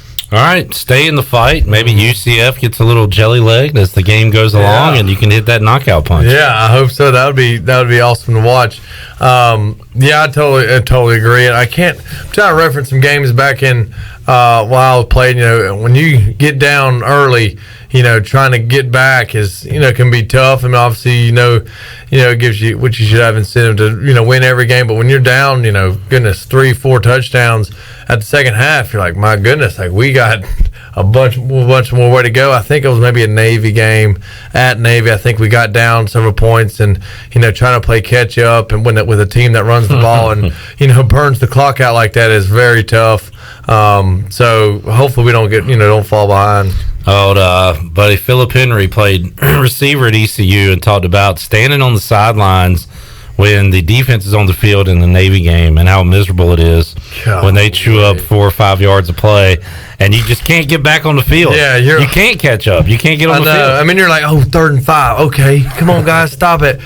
Boom, they get 3rd and 5 and half an inch, and you're like, golly. So you just sit there for another several minutes, and those weren't fun. Well, UCF's going to go fast, so it'll be a quick 3 and out or a quick score, one way or the other. So ECU should have plenty of possessions coming up on Saturday. Shirley, let's hit cut 12. I want to get Bryce's thoughts on this as well after we hear from Mike Houston. Talked about facing a team that's already played a game, whereas ECU going into their first game. There's good and bad to both. Certainly, with a team, with the youth that I have, you're always going to improve from game 1 to game 2 and be able to get game experience. So, yes, I wish we had some game experience coming into this game. At the same time, there's probably still a little bit of unknown about us, as far as UCF goes, whereas, we have a little bit of confirmation on what we thought we were going to see when we saw them play. So, all in all, I wish we had played one by now, but it is what it is. I'm just glad to be playing this Saturday. All right, there is Mike Houston. UCF has played in one. Bryce went on the road and rolled up 49 in a 49-21 win over Georgia Tech. ECU, hey, they got some stuff that no team has seen yet, including UCF. Yeah. So he said there are positives to both. How do you think that factors into Saturday? I think there's maybe somewhat of an advantage. I think, and obviously this season is going to be a little unorthodox, at least for this first game, with as far as the stadium, and these guys are playing a game with, I guess it's now 3,000 fans are allowed, so it's going to be a little weird. And it was UCF already playing a game, kind of being in that atmosphere. Maybe get them a little, maybe mentally, ready for what to expect as far as game atmosphere, as far as stadium atmosphere. But like I said, we've the ECU's rested up. The coaches have done the best they can with what they have. I feel good about what they've done with the team, and I know the preparation. It's a great coaching staff to prepare these guys for this week, and I think we'll be good. All right, Bryce. Let's talk about the routine. Friday night, Saturday morning, heading into a game. Mike Houston talked about that and how COVID has impacted what they'll do in the days and hours heading up to game day Saturday. Cut 9, Shirley. Here's what he had to say. It's obviously going to impact it a lot. We've had the results of our first COVID test yesterday. Got those back today. I've already got my memo for my second COVID test tomorrow. So we'll get the results back from that on Thursday, and then Friday morning we have our third test. So those parameters are in place to try to ensure as safe of a bubble as possible. But after we get that third test back on Friday, then we'll try to keep that group and our travel team together as much as possible for the rest of the day, Friday and on into Saturday. We have protocols for how we're going to meet, how we're going to eat, how we're going to travel, who's rooming together, who sits at the table when you're eating. We have so many protocols for all these things to try to create as much of a situation where we take the field on Saturday. I think the guidelines in place with the AAC should allow us to have a group on the field on both sides that are COVID negative. And that way your risk is just minimal during the competition. And I think that's where, you've seen some difficulties around the country from some conferences that probably are not quite as, rigorous testing throughout the week and probably not quite as strict a protocol. All right, some things Bryce Williams didn't have to worry about when he was playing football here at Thank ECU. goodness. Bryce, what was that routine like for you guys? What did you do for home games, Friday nights, and before the game? Well, Friday nights was always a good time because we went to the movies. So I saw, I remember, 30-some movies, 40-some movies throughout my career. So Friday nights are always fun. First thing, you have your meetings in the beginning, travel to the hotel, and then head to the movies, and then we get back and we'll watch film. Thursday practice, that was quick. And Coach Ruff would always play. I remember Ray Lewis. I can't even think of speech. I guess a pep talk. Pep talk. Yeah. He'll play that, or the can't wait guy. I can't think of his name. Bart Scott. Bart Scott. Can't wait. We'll play that. Friday, get everybody fired up. And then we just sort of do little individual meetings, and then it's snack time, which was always great. Make us a big sandwich, and then go through the plays and get a good night's rest. And Saturday morning was, I think, a quick little rundown of our scripted plays and things like that, and another pep talk and stuff. And it was great because you didn't have enough. All you knew to worry about was your assignment, eating, sleeping good, the movies, the game, and getting fired up. And I hate these guys have to worry about, I guess, 3 different testing throughout the week. Yep. And hopefully the guys, I guess for now, now kind of are used to the testing. Probably so. But it'd be nice, have the guys not really have to worry about the testing. I get tested. Hopefully I don't have it, and kind of throw it off. But I think the guys probably, like I said, are used to it and we're able to work through that and focus on the game. Well, if you're scoring at home, Bryce enjoyed about his time here playing football, movies, and snack time. Yeah, sounds good to me, man. Oh yeah, I like that. Snack time. That's right. Snack time. Excitement time. Yes. What'd you say? Make a sandwich? That's Excitement time. That's a hell of a snack. Oh, if I got time to rent it, you make a stack of, mile high ham and turkey with cheese. Then we got cookies and chocolate milk. Yes, sir. Oh man, those are the best. Pile it on with some mayonnaise and mustard. Oh man, that's good. All right, you got me hungry now. Yeah. All right, let's go cut 5, Shirley. What concerns you the most about UCF? Here's what Mike Houston had to say about the Knights. Well, obviously their talent and speed and athleticism across the board in all 3 phases is going to be a challenge. You watch them from the opening kickoff Saturday against Georgia Tech, and like I said, I think Georgia Tech is an improved roster. The speed differential was drastic, and so I think it's something that we experienced last year down in Orlando. So we have a good feel for it from that game.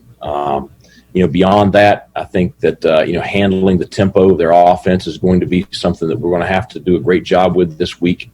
We've been able to get a start on that a little bit last week, using our offense to help us there a little bit, but also I think our scout teams have done a good job trying to simulate an up-tempo deal. And then I think it's going to be just, we got to limit the dynamic plays that they have on offense. Hopefully we can have some of our own, offensively for us. Bryce, were you ever going into a game thinking about the opponent? In this case, UCF is a 27-point favorite. Mm-hmm. Do you think about that stuff? Like when you went to the Swamp, are you thinking about, man, we're playing Florida, this team's good? Or are you so focused on your job, what you're doing, that that stuff doesn't even really concern you? Yeah, I guess I could care less. To me, I love playing in the Swamp. It's like kind of time to show out and say, look, you think this school's, of course we ended up losing, unfortunately, but my mindset, and I think our team mindset was, look, we're not intimidated. We're focused on what we can do. We know what we can do. Put us on the big stage. Put us in the SEC. Weren't intimidated at all. We focused on our job, and did just that. Big stage Saturday. ECU and UCF will be on ABC. I know. Saturday at noon. There we go. The grandest of stages for folks around the country to watch that football game coming up. And we'll be with you once again, 8 a.m. bright and early on the Bud Light pregame tailgate. What are you doing Saturday game day, Bryce? I don't know if there's a noon game. I might be back fishing from then. So hopefully get to plan on watching the game. We're back fishing. Excited to hear how the game is and hopefully watch it. So that's my plan. All right, he's got to fulfill his duties for Pirate Radio Outdoors. Exactly. So we'll have a segment next week. Speaking of which, let's take our final time out, Shirley. We'll come back and hear what Bryce was doing over the weekend. It's everyone's favorite segment, Pirate Radio Outdoors, with Bryce Williams. Coming up next.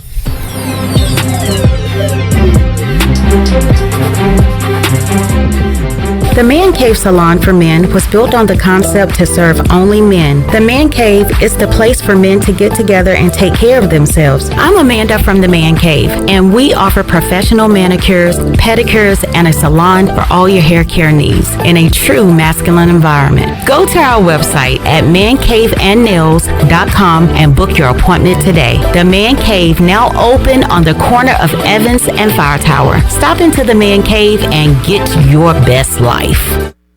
Love Jersey Mike's subs? Love them times 12 with our new catering box.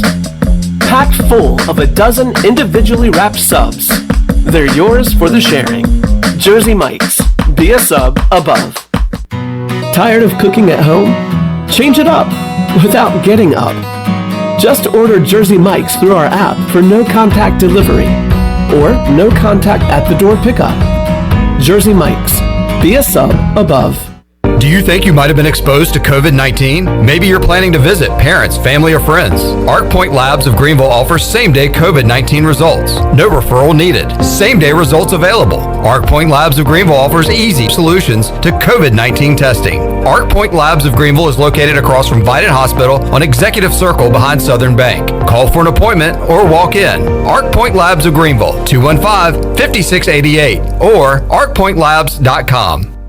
How much does the word reliable mean? Sure, all businesses describe themselves as reliable, and we certainly wouldn't expect any business to be unreliable, but when you take a word like reliable and make it your way of life, the entire core of your business, it tends to mean a little more. And it's something you have to show people, not tell them. At Delcor, we show it by being there the same day you call. We show it by simply doing outstanding work with exceptional products, a family-oriented work ethic, and genuine caring for all of our neighbors throughout Eastern NC, because in a time of need, we know the first and the only thing you need is someone you can count on. That's why we only use equipment you can count on too, like a train comfort system. It's hard to stop a train. Delcor can have a new train comfort system installed in no time, or we can provide an AC tune-up to make sure your system is performing well. So will your system keep you cool all summer? Find out. Call us. We're Delcor, the service professionals. Reliable for over 4 decades. Visit DelcorInc.com today.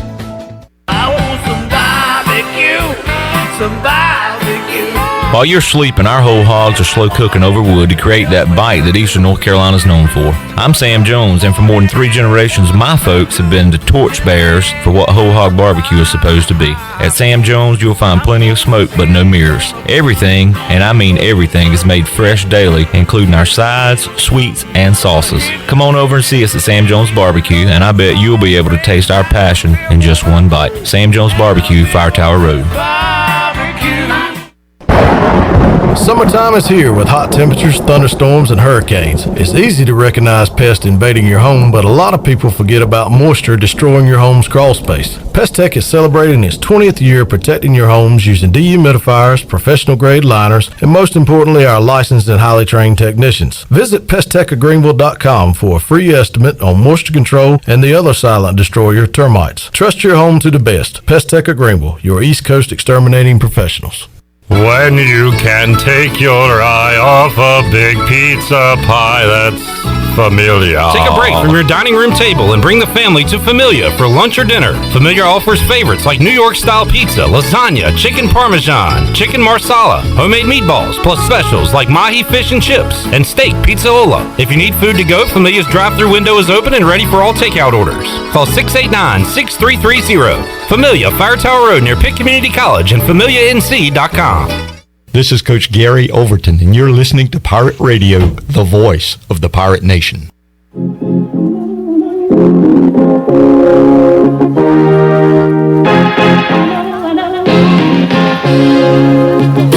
You're listening to Hour 3 of Pirate Radio Live. This hour of PRL is brought to you by the Auto Store Group. Pirate owned and operated for over 38 years. Shop their entire inventory today at theautostoregroup.com. Now back to the show.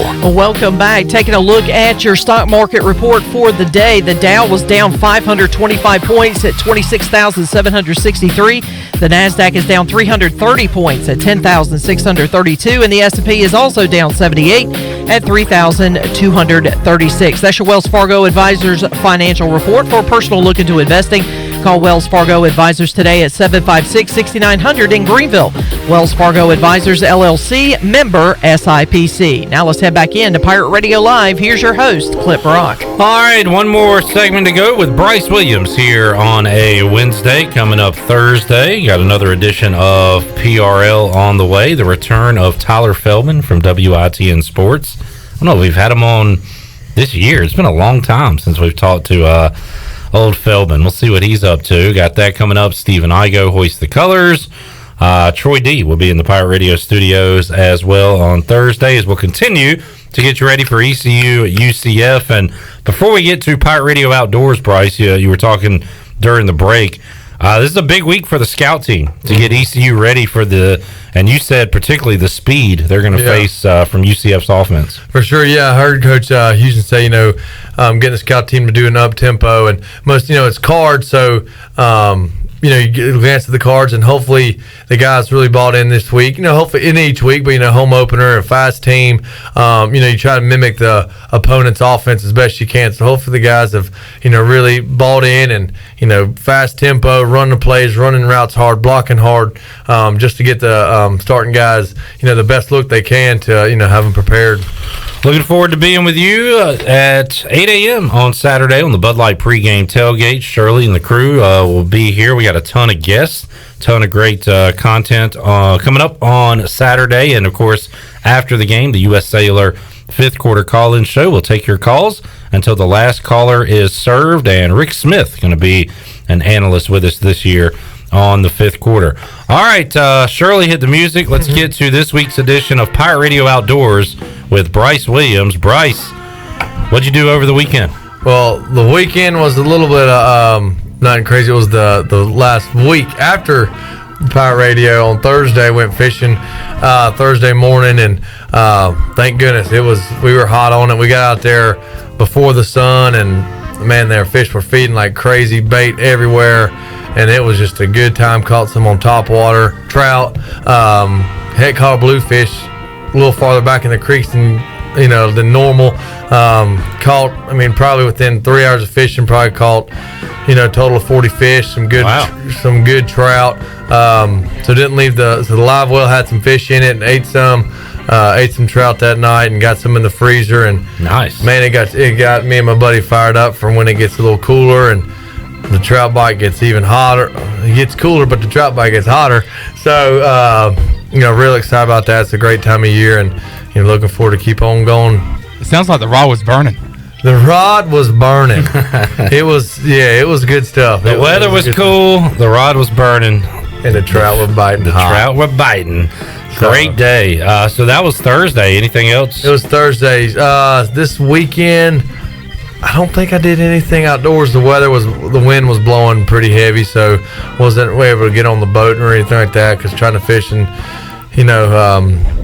fast winds is kind of a pain, and I think the fish were still biting, but as far as fishing, just kind of What are the ideal temperatures? What's the perfect day for fishing, Bryce? Oh gosh, of course you want your winds. Probably just a little breeze, probably say 2 to 3 mile an hour, maybe some like 5-6 mile gusts. The winds all depends. You can depend on the wind, but they say west is best, east is least, all that. That's the saying. But water temperature for trout, I'd say it's probably around like the 50s. It does pretty good, and I think even still into the high 40s and stuff. I think trout's still good, so that would be an ideal day. Like a little overcast. They don't want it too sunny, and or a little more cloudy or so. Are the days I like to fish. All right, Bryce, a leisure fisherman, but might step the game up a little bit, and said you might be in a tournament coming up this weekend. Yeah, in a king tournament with Anna's dad. So we'll see how we do. Like I said, it should be good. It's just a single day tournament. So, what are the hours? Like, when does it start? And how long? I think he said we check in like pretty much. I guess you can take off at like 6:30 in the morning, and you gotta be back, around 5. So, I guess as far as you can go, north, south, east, west, wherever, and be back by 11. Unless I guess you got to fish on by the time. But all right. So we'll see. And where's that at? It'll be out of Atlantic Beach. Okay. Any questions, Chandler, Shirley? No. Bryce, you were telling me about during the break, like finding hot spots and things like that. Oh yeah, like temperature breaks are real big out in the ocean, and that can all vary. I mean, you can be a temperature break, say 20-some, 25, 30 miles. Temperature break and catching dolphin and wahoo and all that, but you can go out 40 miles. You pretty much try and find temperature breaks, word of mouth. Then you got your ledges out in the ocean and things like that fish like to hold over, and so it's pretty much you just got to learn the waters, and I'm still learning and figuring out where to go. You said wreckage, a nice spot too. If you can find an old wreck out there. Wreck. There's several old tankers and artificial reefs. Some few miles off the coast, off the beach, Atlantic Beach. Some 10 miles. It just varies. So it brings a lot of fish around there. From you get your bait fish going, and then you can bottom fish, and that just brings all sorts of good stuff. And hopefully some kings will be hovering around there. And good luck to you this weekend. Thank you. Get your fishing in, and then watch some Pirate football. Yeah. Let's get the prediction, Bryce. ECU, UCF. Knights are big favorites. They are big favorites. I think they're 27-point favorites, but I cannot and will not ever pull against the Pirates. So I mean, I gotta. I'm saying Pirates with a win. We're in Dowdy Ficklin. I've seen what they can do in the past, last season. How many points they can score against ranked opponents. I don't see why that won't be any different this year. So I'm gonna do 35 Pirates, 30 UCF. That's my. All right. That's my. The pick is in. The pick is in. So. From former ECU tight end Bryce Williams. Bryce remembers UCF. In fact, I guess you played in this game. It was 2015 when they went winless, and y'all went down there and blew them out on a Thursday night, I believe it was. Yeah, that was a good time to beat them. That wasn't the next year. What year was the Hail Mary?